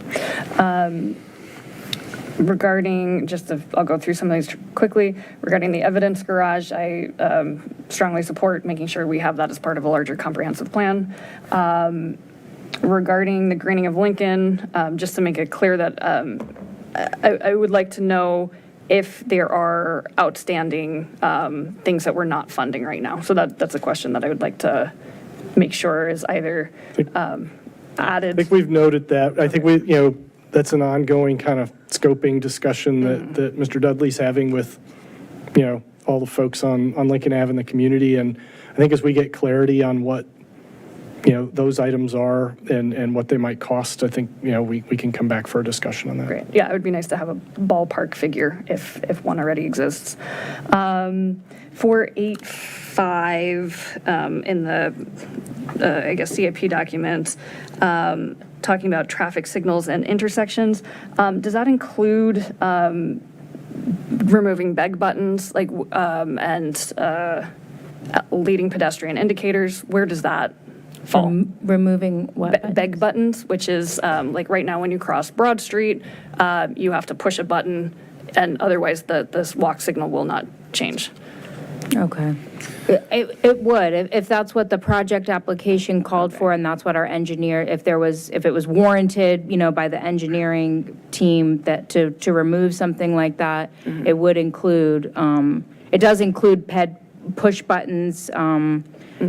I think that'd be a project-specific detail. We'd have to it would depend on talk about on a project. I don't think we got a standard answer for you. I guess today. But I will just say, our mindset with these projects is on pedestrian safety and complete streets. So that is the mindset we go into it with. Okay. I guess, when we're talking about pedestrian improvements and sidewalks, I've gotten a ton of complaints about crossing Broad Street, specifically at Maple.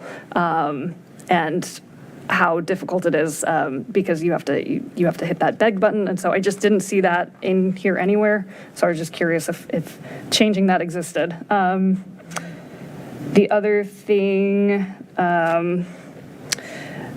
on 811, which is in the CIP document, I was curious. There's like $50,000 spent on East Broad multimodal, West Broad multi. Is that Those are all bike master plan implementation. So the 50,000 is for a study. Okay. To do, so I think, yeah, so there's a study for 2 shared use paths along Broad Street and West. There's several projects that are in there. We are trying to identify like a planning study, or I'm sorry, a planning grant that we can use for that study in fiscal year 25, because it's currently unfunded, I believe, right? Okay, good. or wait, what's currently on The 50,000? Yeah. Okay, I'm doing this off of my memory. I'm not looking at the sheet right now, so I'm just making sure, when I said, okay, good, I was making sure that I was remembering the right thing. Those are all bike master plan implementation projects. Okay, so if I'm wondering where bike master plan stuff would fall, it would fall into this In the page multimodal project on the sheet, CIP. yes. Okay, perfect. Yep. And let me see if I have anything else. I guess I did get a request about, solar panels. So it seems like the plan is to do a study to see if Jesse Thackeray and Aurora House could have solar panels on their roofs. And then it would be not this coming year, but next year, we would then fund implementation of those solar panels. Those are 2 of the buildings. There's 8 total buildings, I believe, included in the study, in the solar feasibility study. So we'd look at all 8 of them at the same time. Okay. And do an assessment of the roof construction, how big of a system, makes sense for the particular building. I think a couple of the nuances that we need some engineering input on are, some of these is the age of the roof. Mary Ellen Henderson's the most logical place for us to do a system next, other than the fact that the roof is 19 years old. So until the roof on Mary Ellen Henderson is replaced, it doesn't make any sense to put solar panels up there, right? So that's an example. That one you don't need a study to tell you, but this building, the library, have slate roofs, which is a little awkward for putting solar panels up. And so we want somebody to come in and give us an assessment of what can be done, what makes the most sense to do. And then we can come back to you all with kind of what we're proposing on those 8 buildings, whether they all are viable for solar and which ones are the best priority. I think the other thing we've talked about, and why I think you mentioned those 2 initially, is what we've talked about with our partners at the schools is starting with a couple of the smaller buildings to learn. Yeah, right? that's exactly it. And that was some of the intent with that. Right. I guess, and the thought behind starting with the smaller buildings is, could we get something done sooner rather than later? But, and especially, having on a small building, like having to wait a year and then maybe a year of procurement or whatever, it suddenly pushes things farther out. And so was there a way to get things started sooner? But it also sounds like from what you're saying that we just don't have the staff capacity right now Everybody to work on it. Yeah. Yeah. I mean, that's our biggest impediment at the moment. Is staff. Correct. Okay. I have other questions. I can follow up, but it's for farther out years, so I will stop now and follow up later. Okay. The eclipse is not done. We're back to Letty. She's got her hand up again, so I guess we'll let her speak. Sorry, it was just one more, and actually Justine largely asked it. So when we were mentioning unclogging the CIP and taking kind of 18 to 24 months, and then we'll get to kind of more realistic pace of projects. I had the same line of thought as Justine, is why not use more contract PMs? Because I am concerned about building up a staff of 251. Again, that's a 20% increase over 2 years now. And we certainly don't have that population growth. So if we are more realistic in what the pace of CIP projects are, I guess I would support using reserves to pay for contract PMs to get through the clog, rather than have more mouths to feed that will be permanently part of the operating budget, and be more realistic about what should go in the CIP. And Andy, I'm sorry that you're missing the Purdue game and joining us here tonight. Yeah, nobody say anything about the score. I'm going to watch it in the You don't morning. know what had happened yet? Neither do I. Uh-oh. Tom? Okay. Anything else? All right, then I'll just add a few comments. I only have about an hour and a half worth, if that's okay, right? No. I just want to amplify mostly what others were saying, just the concentration on the sewer financing options, the creativity of looking at city facilities, using anything existing that we own, the importance of public-private partnerships at the property yard. I'm just envisioning some great things going upwards and using that land really well. It can benefit all of our residents, our citizens, and hopefully have somebody else pay for it and also have some additional economic development benefit there. The Kaiser Garage cost, I too just think that benefit, if we could pour that money into whether it's Nolan sidewalk or other sidewalks that are easily accessible, ADA accessible, people can get around, it's a much better use for more people. I guess that's how I really think about sidewalks and streets, is though that's what most people use every day versus some other things that are nice to have but not necessarily need to have. In our conversations next week, I want to get back to our environmental plans and our environmental staffing. It kind of crosses over general government and CIP. Andy knows it better than I, but just the excitement of having a government action plan and a community energy action plan is great, and I want to build upon that and not see things pushed out too far. I want to make sure we're supporting that and taking that as a priority, as we've discussed, as a community again and again, as a council, and certainly just as a greater population as a whole to focus on that. And I think that's it. And can we move on to? Your I didn't speak fast enough. your presentation, I didn't see that anywhere in the documents that I had. Can we get? It'll be posted. Okay, yeah. great. Thank you. Yeah.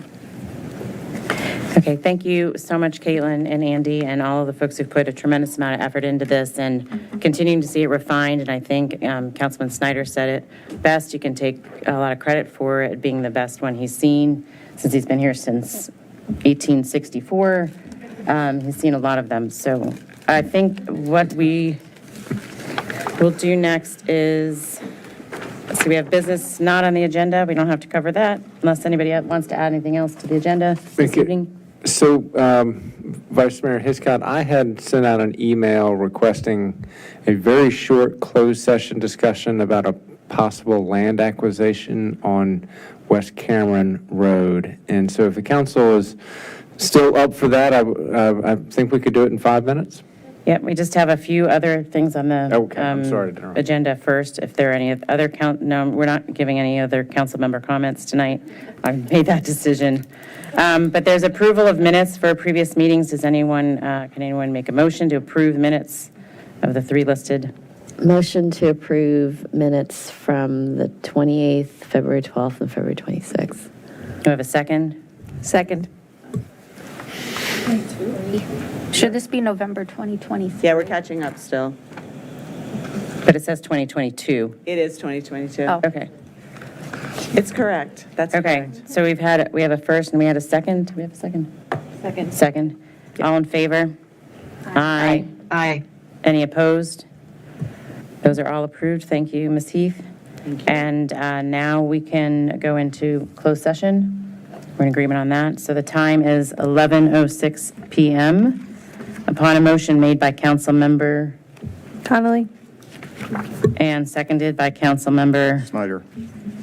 and passed by a vote of City Council. Council went into closed session pursuant to Virginia Code Section 2.23711.A3 for discussion or consideration of the acquisition of real property for a public purpose where discussion in an open meeting would adversely affect the bargaining position or negotiating strategy of the public body. Discussion of possible acquisition of a private property in the floodway at 222 West Cameron Street. Ms. Connolly? Yes. Ms. Flynn? Yes. Ms. Leon? Yes. Ms. Chance Hiscott, yes. Mr. Snyder? Yeah. Ms. Underhill? Yes. Ms. Hardy? Yes. Upon a motion made by Councilmember Leon. Oh, nope, that's for when you come Oops, back. sorry, that's the next part. Then, You, if you can Wasn't that adjourn to, if you can adjourn to Dogwood,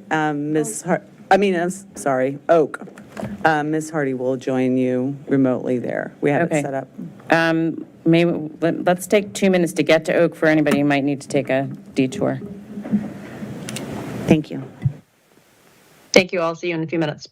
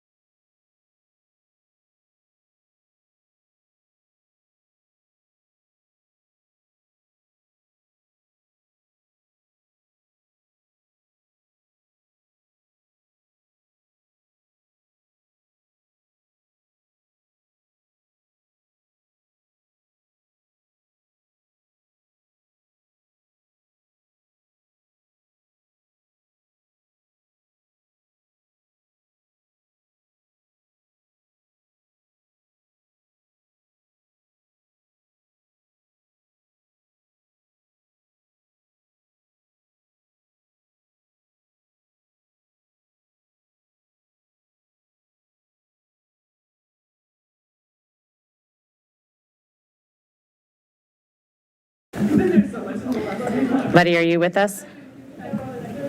Yet? I'm here. Okay, Letty's here. Let us know when we're back up. Don't tell Andy.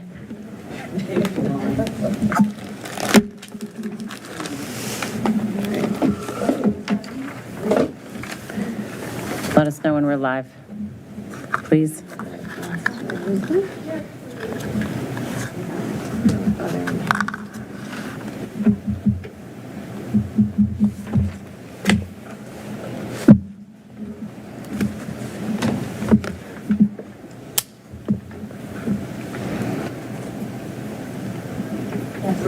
We're ready.